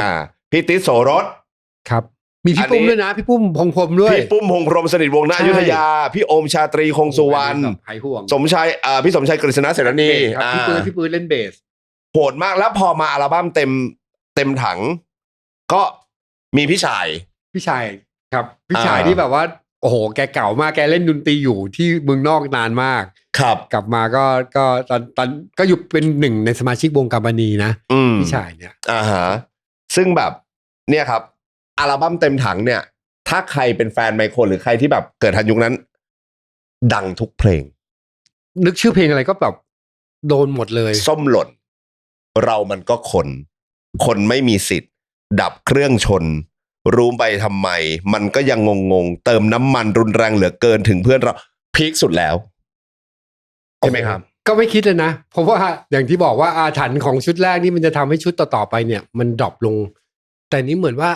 เลเวลมันขึ้นเรื่อยๆขึ้นเรื่อยๆตอนพอมาถึงอัลบั้ม3พี่บอยครับโปรดิวเซอร์พี่ที่แกรมมี่หรือแม้กระทั่งพี่บอยเองหรือสมาชิกไมโครเองมาถูกคุยกันไหมครับว่าเฮ้ยพอในแต่ละอัลบั้มพอมันซักเซสขึ้นเรื่อยๆเราจะต้องแบบทำเพลงออกมาเป็นประมาณแบบไหนมันถูกวางยังไงอะไรอย่างเงี้ยเท่าที่จำได้นะครับก็คือเหมือนว่าทุกอย่างจะต้องเข้มข้นขึ้นแม้กระทั่งภาคดนตรีครับการพูดเนื้อเรื่องราวทุกอย่างเข้มข้นหมดเลยทุกบทบาทของทุกเครื่องดนตรีแม้กระทั่งร้องด้วยแล้วในส่วนการทำงานของสมาชิกไมโครเองครับพอมาถึงอัลบั้ม3แล้วเนี่ยครับเริ่มได้อัดเองกันเยอะขึ้นหรือยังครับผมได้โชว์อะไรบางอย่างในวงคือโซโล่เพลงส้มหล่นมันกลายเป็นแบบเหมือนตอนแรกเราก็ไม่คิดว่าเรามารู้ตอนเนี่ย10 ปีให้หลังมันเนี่ยว่าทุกคนเมื่อก่อนเนี่ยใครแกะส้มหล่นได้เนี่ยเหมือนว่ารับเข้าวงเลยไหนเล่นส้มหล่นให้ดูดิเล่นได้ปั๊บมามันเป็นเพลงออดิชั่นของคนยุคนั้นน่ะมันเป็นลูกที่เราคิดเองคิดเองด้วยเหรอคิดเองจริงๆอ่ะเหมือนเดิมจริงๆมันยิ่งกว่านี้อีกครับดีแล้วที่เล่นแค่นี้เพราะตอนนี้ยังเล่นไม่ค่อยทันเลยพี่จ๊อบบอกแค่นี้พอไอ้แบบเนี่ย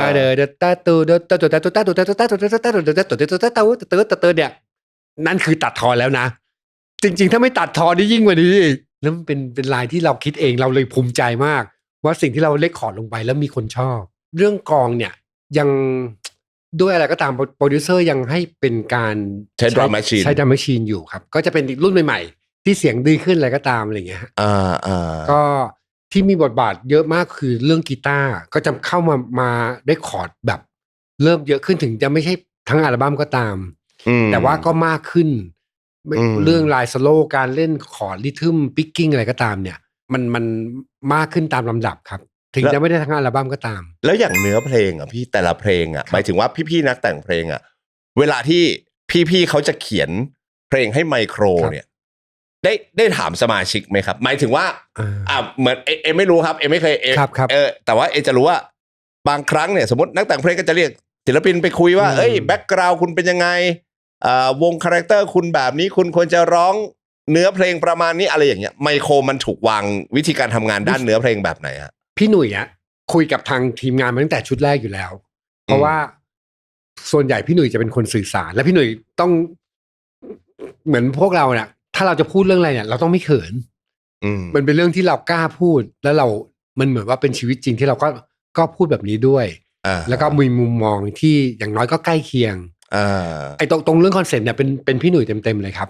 ที่เข้าไปคุยกับทางทีมเขียนเนื้อไม่ว่าจะเป็นพี่ดีหรือว่าพี่จอร์จเนี่ยพี่หนุ่ยน่าจะใกล้ชิดตรงนั้นมากกว่า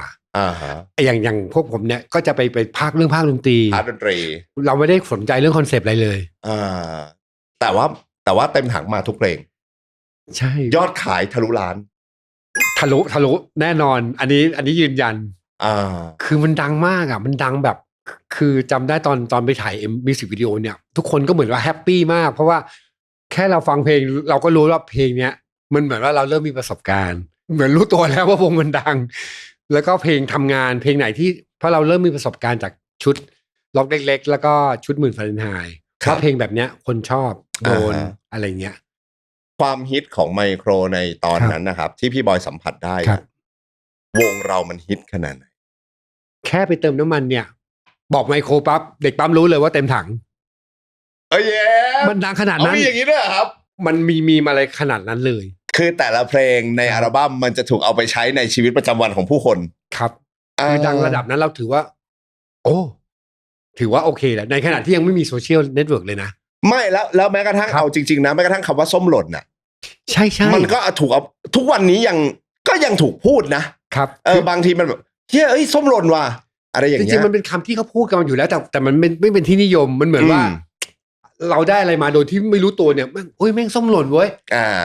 กลายเป็นแบบคนรู้กันมากขึ้นแมสมากขึ้นก็เป็นอัลบั้มสุดท้ายที่ครบ6 คนแล้วก็อัลบั้มนี้ได้ไปโอกินาวาจากที่อัลบั้มที่2ไปเล่นที่ลาวเนี่ยอัลบั้มที่3ไปเล่นญี่ปุ่นแกรมมี่พาไปเล่นที่เมืองโอกินาวาครับคนดูที่นั่นตอบรับไหมครับมันเป็นงานเอเชีย เอเชียอะไรสักอย่างที่รวมวงเอเชียมีทั้งไต้หวันจีนอะไรที่เป็นเอเชียหมดเลยอ่ะก็ไปแบบเต็มที่เล่นสนุกเชื่อป่ะไมโครแบบว่าเหมือนไปมีปากตอนนั้นเริ่มแบบเขาเรียกระหองระแหงแล้วเริ่มมีปากเสียงอะไรกันในนั้นนะญี่ปุ่นงงอ่ะว่าเสียงดังอะไรกันน่ะเราโดนดุด้วยนะโดนพี่เจือแกรมมี่ถ้าไม่หยุดกลับเมืองไทยกลับเลยทุกคนโอเคครับพี่จำไม่ได้ว่าพี่เจือหรือพี่กบวันจักรเป็นคนพูดครับเหมือนว่าเขาคุมพวกเด็กๆเนี่ยไปที่นั่นน่ะแล้วเหมือนว่าเราเริ่มรอของแหลกแล้วมีอะไรขัดแย้งกันเราระหว่างซาวเช็คเนี่ยก็มีการโวยวายกันพวกต่างชาติก็คงงงว่าเป็นอะไรกันเนี่ยก็มีการแบบโอ้ยดีนะไม่พังที่นั่นแต่ว่ามันมีเริ่มวัยรุ่นนะพอเราผ่านตรงนั้นมาเนี่ยเรารู้สึกว่าบางทีในวัยปั๊บพอการไม่ได้คุยกันเนี่ยคิดไปเองเนี่ยเรื่องใหญ่มันจะผูกเรื่องไปเองเช่นแบบทำไมถ่าย MV ไม่ค่อยมาถ่ายเราเลยถ่ายแต่นักร้องอะไรเงี้ยยกตัวอย่างเหมือนว่าไม่ค่อยนำเสนอวงเลยแล้วก็เหมือนตัวเองก็เริ่มแบบเหมือนเริ่มในใจก็เริ่มแบบเฮ้ยฉันก็มีของฉันก็ดนตรีอะไรเงี้ยต่างคนต่างมีมุมพี่หนุ่ยก็งานเยอะก็มีงานโฆษณางานถ่ายหนังต่างคนต่างมีมุมความคิดของตัวเองแล้วพอไม่คุยกันมันเริ่มสะสมแล้วก็แสดงออกมาด้วยการแอคชั่นการความคิดการพูดจาอะไรเงี้ยหลายๆวงเดินน่าจะเป็นแบบนี้เกิดจากการไม่คุยกันซึ่งถ้าเกิดสิ่งที่พี่บอยพูดเอาตรงๆก็คือกำแพงอีโก้มันเริ่มเกิดใช่อีโก้มันเริ่มมาว่าฉันนะแล้วก็ไม่คุยกันเนี่ยเรื่องสำคัญมากพอเวลาผ่านมาแล้วพอเรามาคุยกันแล้วเราคิดว่าทำไมวันนั้นคิดแบบนั้นวะก็ไม่ถามอ่ะคิดไปเองถ้าคุยกันนะก็อาจจะทะเลาะกันนิดหน่อยแล้วก็จบแต่นี่พอไม่คุยกันมันก็ทะเลาะกันในจินตนาการคือมันเก็บใช่ครับพองานเยอะก็ต่างคนแบบก็เหมือนอีโก้อะแต่ละคนก็จะมีมุมว่าฉันก็โอเคหรือฉันไม่ต้องมีแกก็ได้หรือว่าอะไรเงี้ยเริ่มแบบในใจในช่วงนั้นนะช่วง20ต้นครับ20หน่อยๆอะไรเนี้ยก็ผู้ใหญ่เรียกไปคุยนะก็เหมือนยังยืนยันว่าพอในที่สุดสรุปแล้วจากอัลบั้มนั้น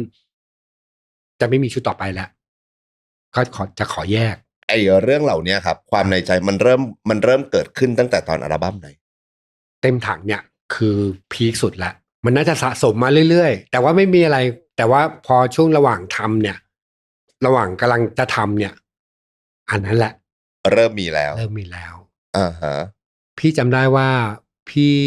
คุยกับพี่จอร์จกิจชพัฒนาที่ร้านเฟเดอรัลที่สุขุมวิท31ตรงข้ามบัตเตอร์ฟลายครับก็เหมือนว่าจะไม่ทำแต่พี่จอร์จบอกว่าเฮ้ยบอยทีมงานเขาเริ่มรันไปทุกอย่างเกือบหมดแล้วไม่ได้นะคือแบบแกพูดในมุมผู้ใหญ่ไง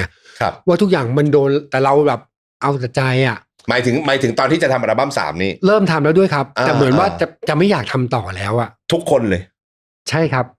ก็ในมุมของวงก็จะแบบเหมือนแบบแยกกันเป็น2ฝั่งแล้วก็ไม่ถามหรอกว่าพี่หนุ่ยคิดยังไง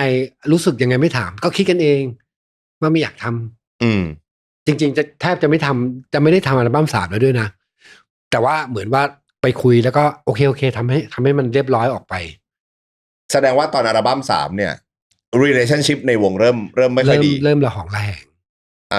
ครับแต่ไม่ได้ทะเลาะกันนะแต่ว่าเริ่มเหมือนแบบมีอะไรในใจอะไรอย่างเงี้ยเริ่มไม่สนิทกันเหมือนเดิมครับเริ่มแบบอาจจะมีพูดไม่หมดครับเนี่ยพี่ถึงเน้นคำว่าทำไมไม่คุยกันคิดไปเองแล้วสรุปเองซึ่งเป็นอัลบั้มที่พีคสุดใช่แล้วมันกลับไปพีคที่สุดเนี่ยพี่เล่าให้ฟังนะว่าไม่รู้ทุกคนยังจำได้ด้วยไปถ่ายเพลงเติมน้ำมันที่แถวสมุทรสาครหรืออะไรทั้งอย่างเป็นลานกว้างลานเกลือหรืออะไรพวกเนี้ยแล้วก็ที่พี่พูดเนี่ยมันจะมีแบบเห็นวงน้อยมั่งไกลๆมั่งยังจำได้ว่ายืนบ่นแม่กูมายืนไว้ทำไมวะเนี่ยแม้กระทั่งพี่บอยนะใช่ทุกเหมือนทุกคนก็เหมือนแบบไม่ได้โกรธพี่หนุ่ยนะแต่ก็เหมือนโกรธทีมงานว่าไม่ต้องมีก็ได้อะไรอย่างเงี้ยแล้วลองไปดูใน MV นั้นเอาอารมณ์เอาตรงๆคือแม่งทำไมถ่ายกับนักร้องวะใช่คือมันมีเริ่มคิดเองอะไรเงี้ยซึ่งบางตอนนั้นเราก็เริ่มเสพอะไรที่มันเป็น MV ของต่างประเทศนะเราก็คิดว่าเขาก็แชร์ทุกคนมันก็เห็นแบบเห็นหมดนะแต่ด้วยเราก็คิดแบบของเราอะนะครับเราก็คิดว่า ทำไมเอากูไปทำไมเนี่ยไม่ต้องมีก็ได้อะไรเงี้ย ม หรือว่าบางทีแทบจะไม่เห็นเลยเห็นแค่มืออะไรเงี้ยแบบ มันเริ่มมีอะไรในใจอะไรนิดหน่อยยุ่มหยิมยุ่มหยิมคิดไปเองสรุปเองแล้วก็ไม่ไปบอกพี่ๆเขาด้วยนะที่แกมี่ไม่บอกคิดเองสรุปเองแสดงว่าตอนอัลบั้มเต็มถังเนี่ยพีคสุดแต่ไม่สนุกที่สุดละท่าทางใช่ใช่มันก็เริ่มมีความรู้สึกที่แบบมันแบบไม่ไปต่อแล้วแต่ความรู้สึกก็ไม่ได้คิดว่าจะตกงานหรือว่าอะไรนะคิดว่ายังอยากทำแต่จะทำในแบบของเราแล้วก็มันก็มีแบบบางอย่างที่เรารู้สึกว่าเราอยากจะให้ดนตรีมันแรงขึ้นอะไรเงี้ยพี่หนุ่ยเขาก็มีคาแรคเตอร์ของเขาไม่จำเป็นต้องร้องเสียงสูงนึกออกใช่ไหมครับแต่บางทีเราก็เหมือนว่าเพลงมันน่าจะแรงกว่านี้เราเริ่มแบบมีคอนฟลิกต์นู่นนี่นั่นตอนนั้นคิดเองไงไม่ได้ดูความเหมาะสมหรือความเป็นไปเลยว่าไม่ได้ดูความเป็นวงใช่เริ่มแบบทำไมไม่อะไรต่างคนต่างแบบจะคิดว่าทำไมไม่อย่างนั้นอย่างนี้อย่างเงี้ยมันก็เริ่มมีอะไรคอนฟลิกต์ในใจแหละสะสมผมถามได้ไหมครับอันนี้ไหนๆพี่บอยได้เปิดมาขนาดนี้แล้วไม่มีตัวกลางหรือตัวเชื่อมมีนะครับมันจะมีแต่ว่ามันเหมือนว่ามันไม่เชื่อไม่อยู่ก็โดนเรียกไปดุอ่ะโดนเรียกไปดุที่แกรมมี่อ่ะคือพี่เต๋อพี่บูลเนี่ยเรียกไปดุเราก็แบบก็จิโกะฟังก็แบบเหมือนมีคำตอบในใจแล้วต่อให้แกพูดอะไรก็ตามไม่เอาแล้วเรามีคำตอบในใจแล้วว่าไม่มีอะไรว่าต่อไปแล้วก็อันนี้จะเป็นสุดท้ายอะไรมันมีคำพูดหนึ่งที่พี่เต๋อพูดมาจำไม่ได้แล้วว่าเหมือนว่าพวกมึงเนี่ยแบบเหมือนร่วมทุกข์กันมาได้แต่ทำไมร่วมสุขกันไม่เป็นอะไรประมาณเนี้ยจำไม่ได้แล้วผมเจอในข้อความบทสัมภาษณ์ใช่ครับคือแบบเหมือนโดนดุมาอะไรอย่างเงี้ยก็ยังตีความไม่แตกนะตอนนั้นนะถ้าตีแตกคงไม่แตกกันหรอกแต่ว่าพอมันผ่านไปแล้วรู้สึกเด็กน้อยมากในการตัดสินใจแต่ละเรื่องมันก็เด็กน้อยอ่ะแบบเด็กน้อยในยุคนั้นบางอย่างเราก็อยากกลับไปแก้หรือว่าไม่คิดแบบนั้นนะอะไรอย่างเงี้ยครับซึ่งในที่สุดแล้วเต็มถังเลยกลายเป็นอัลบั้มสุดท้ายของไมโครออริจินอลใช่ครับของไลน์อัพที่เป็นออริจินอลตั้งแต่อัลบั้มแรกซึ่งใช้เวลา5 ปีเองสั้นมากเลยเนาะพอเราไม่เคยมาดูเลยนะว่ามัน5 ปีเหรอมันแป๊บเดียวเองเนาะแสดงว่าก่อนจะยุบเนี่ยผมใช้คำว่าทุกคนเนี่ยเอาช้างมาฉุดแล้วล่ะแต่มันฉุดไม่อยู่เหมือนว่ามันมีคำตอบในใจแล้วยังไงฉันก็ไปต่อจะยังไงก็ไม่รู้ตัวพี่บอยตอนนั้นก็เป็นแบบนั้นคิดแบบนั้นเหมือนกันจำได้เลยว่าเฮ้ยฉันเจ๋งแบบเหมือนพยองอ่ะในใจอ่ะก็อีโก้นั่นแหละอีโก้ทำให้รู้สึกว่าอะไรที่มันหอมหวานตอนนี้มันไม่หอมหวานแล้วทั้งที่มันก็ยังไปต่อได้เลยนะถ้ายังเป็นไมโครเนี่ยทำอัลบั้มที่4พี่เชื่อว่ามันก็ยังมาแน่นอนครับก็เหมือนว่าตอนนั้นก็ไม่ได้คิดตรงด้านนี้เท่าไหร่นะคิดว่าฉันเอาอยู่ฉันไปต่อได้วันแยกย้ายคุยกันยังไงครับถามได้ไหมครับเหมือนไม่ได้คุยอะไรกันนะเหมือนว่าเฟดกันไปอ่ะเหมือนตกลงอะไรกันแล้วอ่ะว่าไปคุยกับที่ทางแกรมมี่แล้วที่เขาเรียกไปดุอ่ะก็เหมือนสรุปไปแล้วแล้วพอจบอันนั้นปั๊บก็เหมือนว่าสรุปแบบนั้นไงมันไม่มีอะไรเป็นทางการครับไม่มีรายลักษณ์อักษรไม่มีอะไรเป็นทางการ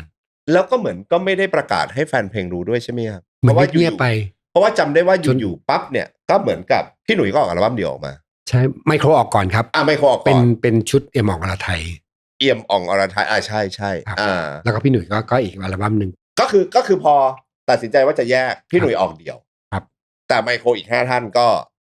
มาออกเป็นยังเป็นระหว่างนั้นก็รอนานเหมือนกันนะกว่าจะรู้ว่าใครมาจะเป็นโปรดิวเซอร์แล้วก็แนวทาง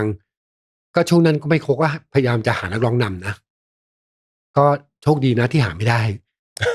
จริงๆก็มีนักร้องน้องๆมาออดิชั่นกันหลายคนเลยอ่ะเหมือนว่ามันก็ไม่เข้ากับวงอ่ะเพราะไมโครเหมือนมันมีอะไรบางอย่างที่เราชินกับเสียงร้องพี่หนุ่ยมาแล้วเนอะบางคนมาแบบโอ้โหพ่นไฟมันเลยก็ไม่เข้ากับวงหรือบางคนก็มาก็แบบว่ายังไม่ถึงอะไรอย่างเงี้ยก็จะมีน้องคนหนึ่งเปเล่ได้ไปออกอัลบั้มจริงๆมาออดิชั่นกับไมโครนะแต่ไปมาก็ไปเป็นอัลบั้มตัวเองดีกว่าพี่เปเล่ผมเคยมาเล่าให้ผมฟังว่าครั้งหนึ่งพี่เปเล่เคยเกือบจะได้เป็นนักร้องนำของไมโครด้วยนะเลยก็ประมาณนี้หลายคนก็เลยกลายเป็นงั้นกบร้องเองแล้วกันไม่งั้นก็ไม่ได้ออกอัลบั้มสักทีอ่ะไมโครออกโดยที่ไม่มีพี่หนุ่ยอีก3 อัลบั้ม ใช่ครับเอี่ยมอ่องอรไทยสุริยคา อันนั้นคือแกรมมี่2อัลบั้มนี้คือแกรมมี่แล้วก็ไปออกอีกอัลบั้มหนึ่งคือทางไกลครับกับทางฟิลฮาร์โมนิกแต่เอาจริงๆแล้วตอนที่เป็นเอี่ยมอ่องอรไทยกับสุริยคาเนี่ยกระแสก็ไม่ได้ถึงขั้นแย่ป่ะครับพี่แต่ว่าก็ไม่แต่มันไม่ได้พีคแต่ผมจำได้เนาะว่าอัลบั้มสุริยคาก็เป็นอัลบั้มที่โคตรดีเลยนะสำหรับผมนะดีใจที่ได้รางวัลด้วยครับจากซีซันอวอร์ดใช่ไหมฮะได้วงศิลปินกลุ่มยอดเยี่ยมโปรดิวเซอร์ยอดเยี่ยมโปรดิวเซอร์ยอดเยี่ยมครับเราก็ดีใจเป็นอัลบั้มที่ดีมากๆเพราะตอนนั้นเริ่มโตแล้วฟังเพลงต้องขอบคุณพี่ตีกิตทอมัสที่เป็นโค้ชให้ผมอะโปรดิวชุดนี้บอกว่าโปรดิวเองเลยแล้วเดี๋ยวพี่เทรนให้ใช่ครับพี่บอยเป็นโปรดิวเองเลยใช่เลยก่อนหน้านั้นก็ไปทำเบื้องหลังเป็นโคโปรดิวเซอร์ของอัลบั้มของขจรศักดิ์ยูยี่พี่ตีเรียกไปเหมือนฝึกงานน่ะมาฝึกโคโปรดิวหน่อยครับก็ไปทำเพลงฝึกนั่นน่ะแล้วพอไมโครเนี่ยมาอยู่เหมือนมาอยู่กับกูมาเหมือนตอนนั้นว่าไมโครก็ไม่มีใครสนใจนะคือมันเหมือนว่าเป็นวงที่ไม่รู้ใครจะโปรดิวอ่ะแต่พี่ตีบอกโปรดิวเองเลยลุยเลยเดี๋ยวกูเทรนให้ไมโครเองเนี่ยตัดสินใจเดินต่อด้วยกันอีกรอบหนึ่งด้วยความตั้งใจแบบไหนตอนนั้นนะคือจริงๆเราก็อยากแต่งเพลงเองนะแล้วก็ทำงานเองในชุดเอ็มออกไทยเนี่ยผมก็ได้แต่งเพลงไป2เพลงนะมีเพลงหนึ่งชื่อสะใจและที่เธอทำทั้งดนตรีทำนองและเขียนเนื้อด้วยอันนี้คือได้ทำเองจริงๆเลยนะพี่ต๋ำจตุรนต์เอสบุตรเป็นคนให้โอกาสและให้ผมร้องเพลงในอัลบั้มนี้ด้วย2เพลงซึ่งเราไม่อยากร้องเพลงเลยพี่บอยได้ร้องอีลุงตุงนางกับอึดอัดออกใช่ฮะเหมือนมันช่วยร้องช่วยผ่อนให้พี่กบเหนื่อยน้อยลงแล้วพี่โอนก็ร้องเพลงตัวเราก็เข้านี้มั้งรู้สึกเป็นเพลงบลูหน่อยใช่ครับแสดงว่าพอมาเดินทางโดยที่ไม่มีพี่หนุ่ยเนี่ยก็เป็นความตั้งใจของพี่ๆที่อยากจะเริ่มใส่ฝีไม้ลายมือของตัวเองลงไปในเข้มข้นมากขึ้นครับเพลงก็หนักมากขึ้นอะไรเงี้ยความแมสน้อยลงจริงๆมันควรจะไปด้วยกันนะแต่เหมือนชั่วโมงนั้นมีแบบเริ่มสะสมไงว่าฉันก็ทำได้แล้วนะฉันก็มีของอะไรเงี้ยแต่ว่าโชคดีที่ตอนเนี้ยก็ยังมีพี่ๆคอยคุมอยู่คอยตัดขอบให้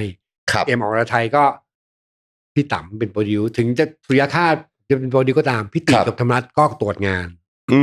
ครับตอนที่เอี่ยมอ่องอรไทยออกปุ๊บเนี่ยกระแสไม่ได้มาเท่าที่ควรไม่แต่ว่าก็ไม่เสียหายไม่ดรอปแต่ไม่ได้แบบถึงขั้นพีคไปเหมือนตอนถ้าเทียบกัน3อัลบั้มแรกเนี่ยคนละแบบเลยมีการคุยกันในวงไหมครับว่าอันนี้ด้วยความเคารพพี่บอยไหนได้คุยกับพี่บอยได้เชี่ยถ้าหนุ่ยแม่งอยู่เราน่าจะพีคกว่านี้ว่ะไม่คิดมุมนี้เลยนะคิด go on อย่างเดียวเลยไม่คิดถึงข้างหลังเลยโอเคก็เหมือนเราเข้มข้นขนาดนี้แล้วไงมันเหมือนว่าเราก็ยอมรับในสิ่งที่เกิดขึ้นครับว่าเพลงมันไม่ได้แมสมันแม้แต่วงเองยังเล่นยากแล้วเรารู้สึกว่ายากเลย ยากในการเล่นยากในการร้องเราไม่ได้สงสัยเลยนะไม่งั้นสุริยคาเราจะไม่เซเยสกับทางพิติแน่นอนครับเราเหมือนว่าเราจะยืนยันให้ได้ว่าเราก็อยากเข้มข้นขึ้นอะไรอย่างเงี้ยเราจะมาทางนี้ใช่เหมือนว่าพี่หนุ่ยก็มีความชัดเจนในทางที่เป็นอัมพลเดี่ยวนะครับไม่ว่าจะเป็นชุดวัตถุ Wi-Fi เพลงแผนในใจเลยครับพี่หนุ่ยมีทางของตัวเองแล้วเพลงเสียไหมอะไรอย่างเงี้ยมันเป็นพี่หนุ่ยแล้วอะเรารู้สึกว่าเราก็มีทางของตัวเองอะไรอย่างเงี้ยครับเพราะนั้นยังไม่ได้คิดเลยว่าขาดใครไปเหมือนว่า go on แต่ก่อนหน้านี้เมื่อกี้พี่บอยเล่าให้ผมฟังว่าไปช่วยโซโล่เพลงม้าเหล็กในความเป็นเพื่อนอะแล้วก็โปรดิวเซอร์คนเดียวกันมันไม่ได้โกรธแบบทะเลาะกันไงมันโกรธแบบว่ามันมีความในใจบางเรื่องแล้วเราก็ไม่ได้เคลียร์กันนะเราก็เหมือนว่าแบบเหมือนพี่หนุ่ยว่าบอยพี่จอร์จให้มาช่วยสโลว์ให้หน่อยก็มาที่ห้องอัดหน่อยที่บัตเตอร์ฟลายแหละก็มาแล้วก็ไม่ได้คุยเรื่องว่าอะไรต้องแยกนะเหมือนว่าเราก็ไปพี่กบกับพี่อ้วนจริงๆก็มาช่วยตอนมันจะมีอัลบั้มจำไม่ได้ว่าใครออกก่อนที่มาช่าครับที่พี่หนุ่ยไปช่วยเป็นเกสมาช่าร้องท่อนหนึ่งความดันทุรังมั้ยก็พี่กบกับพี่อ้วนก็ไปเล่นใน MV ด้วยนะก็เจอกับพี่เหมือนว่าเราไม่ได้โกรธแบบต่อยกันน่ะ ไม่ได้ทะเลาะกันด่ากันนะมันเหมือนว่าพออะไรเฟดๆปั๊บก็จะมาอัดในอัลบั้มสุริยคราสครับพี่หนุ่ยก็มาเป็นศิลปินรับเชิญใช่เราให้พี่หนุ่ยมาช่วยร้องเพลงเพื่อนอะไรอย่างซึ่งไม่เคยให้คำสาบานเนี่ยเพื่อนก็ให้กันพี่หนุ่ยก็มาช่วยร้องมาจำได้มาอัดร้องที่คาราบาวเซ็นเตอร์สเตจเห็นไหมงงเข้าไปใหญ่นะ คือเราไม่ได้เกลียดกันแล้วหนุ่ยก็มาแล้วไม่เอาตังค์ด้วยนะพี่หนุ่ยไม่ได้ค่าตัวสักบาทเลยนะมาร้องเพลงก็ไม่ได้เพลงฮิตอะไรเลยนะเป็นเพลงที่แบบพูดถึงเพื่อนเอามาร้องพี่หนุ่ยจะทำอัลบั้มก็ชวนพี่บอยไปช่วยให้พี่กบพี่อ้วนไปช่วยอย่าว่าแต่ช่วยเลยนะไปเล่นด้วยในอัลบั้มที่เป็นม้าเหล็กเนี่ยพี่กบพี่อ้วนไปเล่นแบ็กอัพให้พี่หนุ่ยแล้วมือกลองเป็นป๋าหลังที่เสียไปแล้วก็ตอกที่เล่นวงตะคิดให้นั่นไปช่วยเล่นด้วยนะขาดแค่มือกลองกับมือเบสขาดพี่ออสใช่ไม่งั้นมันจะเป็นไมโครไงก็ชวนมาทีละคนมาช่วยเล่นหน่อยตลกว่าตลกนะแล้วไม่มีการอยากจะชวนกลับมาเป็นไมโครไลน์อัพเดิมตอนนั้นยังไม่มีเลยไม่มีในหัวเลยเหมือนทุกอย่างทำกับปัจจุบันนะตรงนั้นคือเหมือนกับว่าก็เพื่อนกันแหละแต่อันนี้ก็งานมึงอันนี้งานกูเป็นอย่างนั้นไปครับก็มาจนถึงปี46เริ่มคิดถึงพี่ปูเป็นคนพี่ปูพี่ใหญ่เป็นคนแบบไปชวนทุกคนมาเลยนะเฮ้ยมาซ้อมดนตรีกันดีกว่าที่บ้านกูที่ตอนนั้นพี่ปูอยู่ที่โรงเรียนมนูศักดิ์เป็นโรงเรียนของแฟนแกแอมคุณมนูศักดิ์เป็นบุญมาเลิศก็มีห้องว่างเอาเครื่องมากองตอนนั้นผมไม่มีคีย์บอร์ดแล้วนะจำได้เลยว่าไปยืมคีย์บอร์ดใครไม่รู้มาซ้อมก็เฮ้ยมาซ้อมดนตรีกันหน่อยมั้ยเหมือนว่าพี่หนุ่ยกับพี่อ้วนเนี่ยเหมือนไปเจอพี่หนุ่ยอยู่ที่ระยองนั่งทำอะไรไม่รู้แบบเหมือนเด็กลอกอะไรพี่หนุ่ยก็ชอบเชื่อมันพวกนี้ไงครับเหมือนว่าไปชวนมาเล่นเฮ้ยไม่รู้ทำอะไรมาซ้อมดนตรีกันดีกว่าคือมันกำเนิดการกลับมาก็กลับมาแบบเพื่อนเฮ้ยไม่รู้ทำอะไรเนี่ยมึงทำอะไรเนี่ยมาซ้อมกันผมก็เหมือนกันทำเบื้องหลังอยู่ก็พี่ปูโทรมาเฮ้ยเรามาซ้อมอะไรกันหน่อยไหมที่ห้องซ้อมเนี่ยตรงบางกะปิเนี่ยก็มาซ้อมแบบไม่มีหลักเลยนะว่าจะอะไรยังไงซ้อมกันไปเริ่มหนุกเว้ยเริ่มหนุกมันถึงเป็นที่มาของคอนเสิร์ตไอ้ Put the Right Hand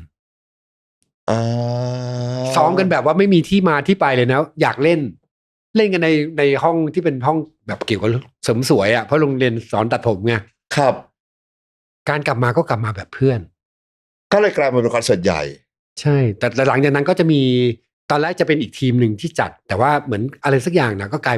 เป็นทีมของ A-Time ครับก็ได้ไปคุยกับพี่ชอตก็เกิดเป็น Put the Right Hand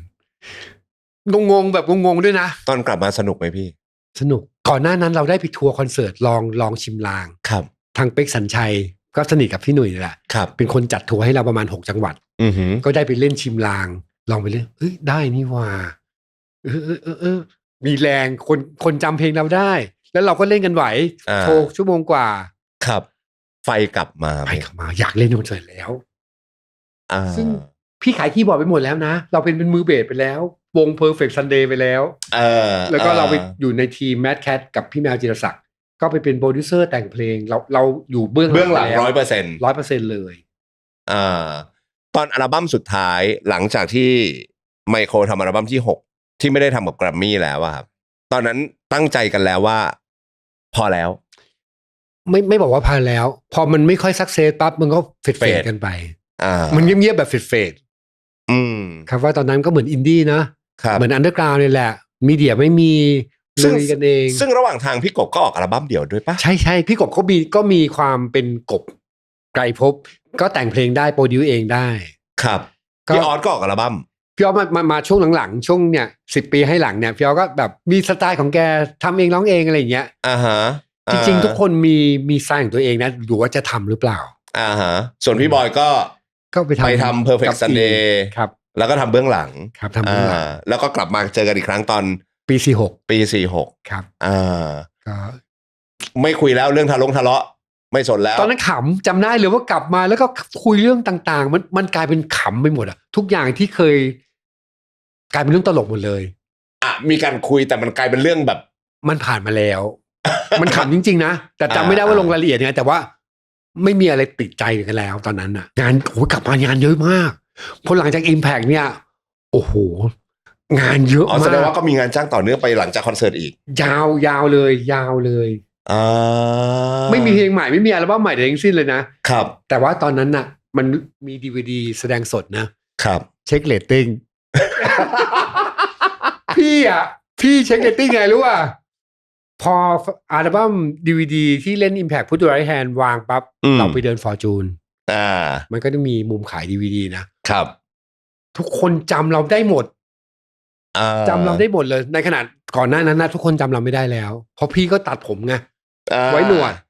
เราไปไหนไม่มีใครรู้เลยว่าบอยไมโครเห็นว่าการเช็คเรตติ้งเป็นผลมากโคตรมันเราก็แบบไปเดิน Fortune ทุกคนรู้จักเราหมดเลยยิ่งเฉพาะร้าน DVD นี่ทักเรากันทุกร้านเลยเราก็กลับมาแล้วเว้ยแสดงว่าผมใช้คำว่าคอนเสิร์ตเคลียร์ใจกันเนี่ยก็คือไอ้ Put the Right Hand เนี่ยแหละเราใช้คำนี้ได้ไหมฮะแต่ก่อนหน้านั้นเราเคลียร์กันเรียบร้อยแล้วนะคือตอนที่ซ้อมดนตรีอ่ะเราคิดถึงกันมากเราไม่ได้เล่นดนตรี6คนเนี้ยมานานมากแล้วก็ไปทัวร์6จังหวัดไงที่เป๊กจัด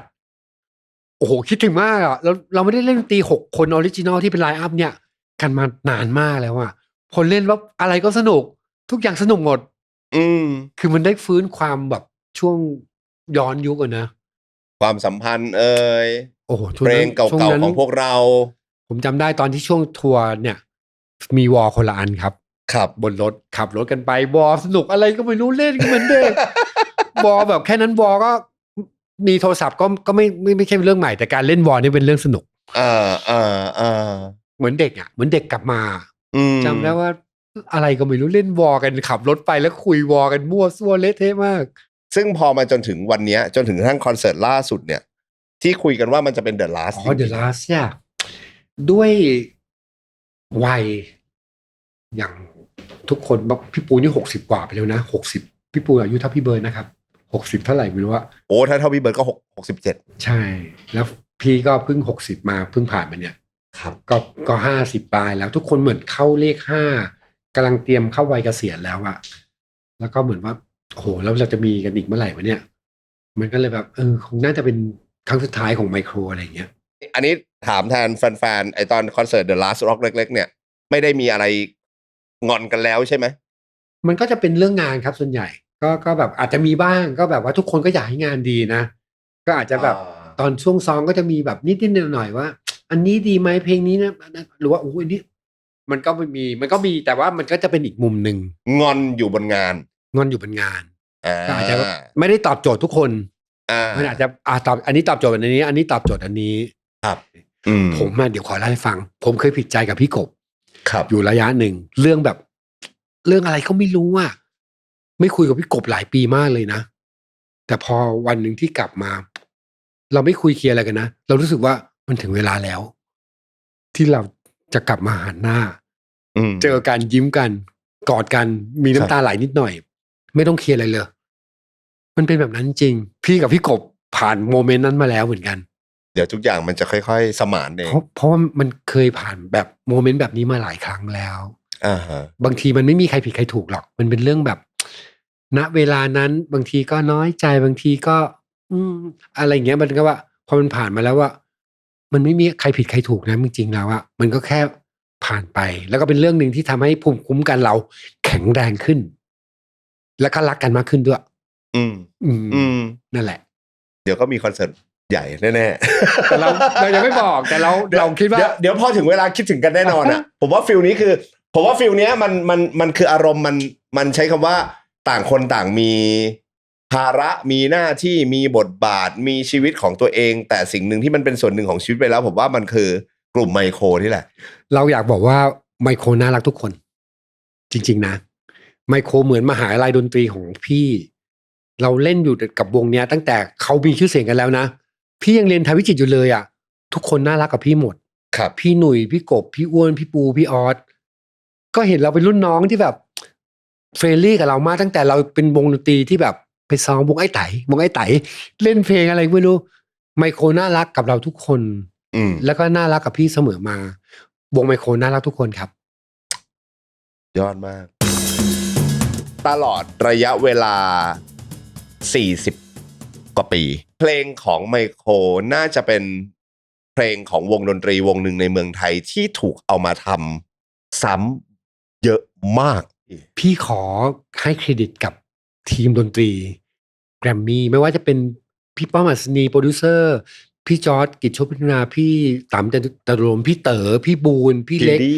ทุกคนพี่ดีพี่ป๋องคือทีมนี้สุดยอดมากให้เราเหมือนเรามีมรดกอะมรดกทางเพลงดนตรีไว้กับตัวเราในคำว่าไมโครคือเราได้รับเกียรตินี้จากทุกคนเพราะว่าพี่ๆอะทำตรงนี้ให้เราต้องขอบคุณจริงๆนะขอบคุณมากๆดีที่สุดในการเป็นไมโครของพี่คืออะไรไม่ว่าจะเป็นเรื่องดีเรื่องไม่ดีนะเรายินดีที่มันเกิดขึ้นแล้วก็เรียนรู้ด้วยกันคือเราได้เรียนรู้ด้วยกันอย่างที่บอกเอไป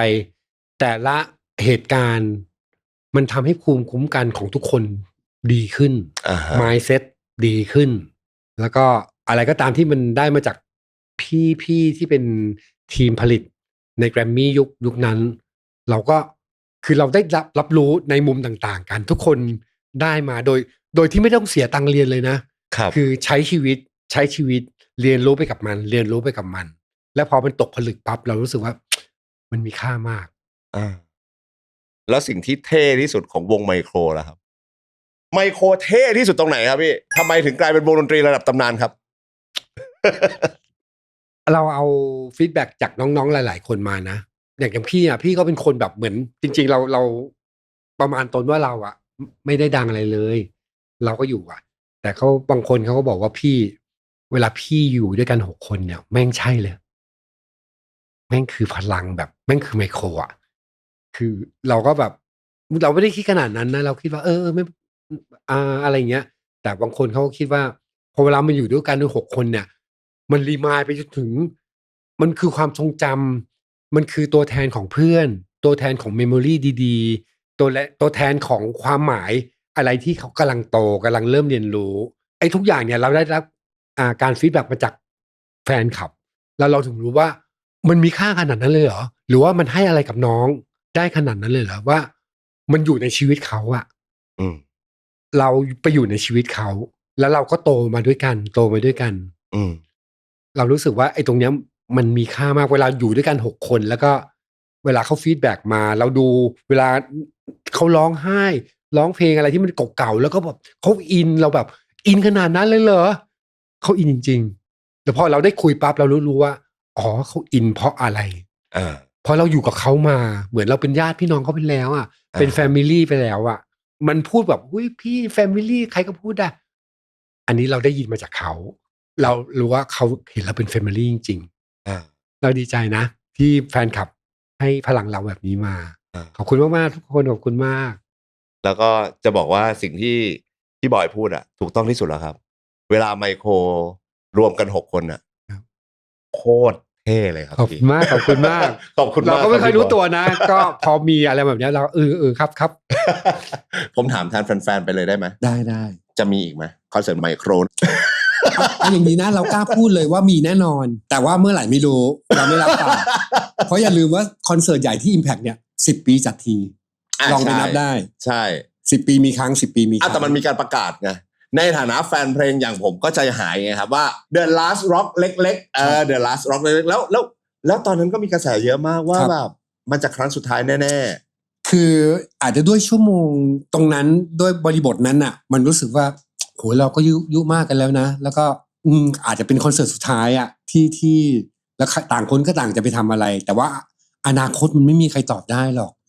มันณเวลานั้นที่เราจะต้องบอกThe Last ดีกว่าอะไรอย่างเงี้ยขอบคุณมากครับพี่บอยยินดีมากขอบคุณมากๆนะครับขอบคุณมากครับ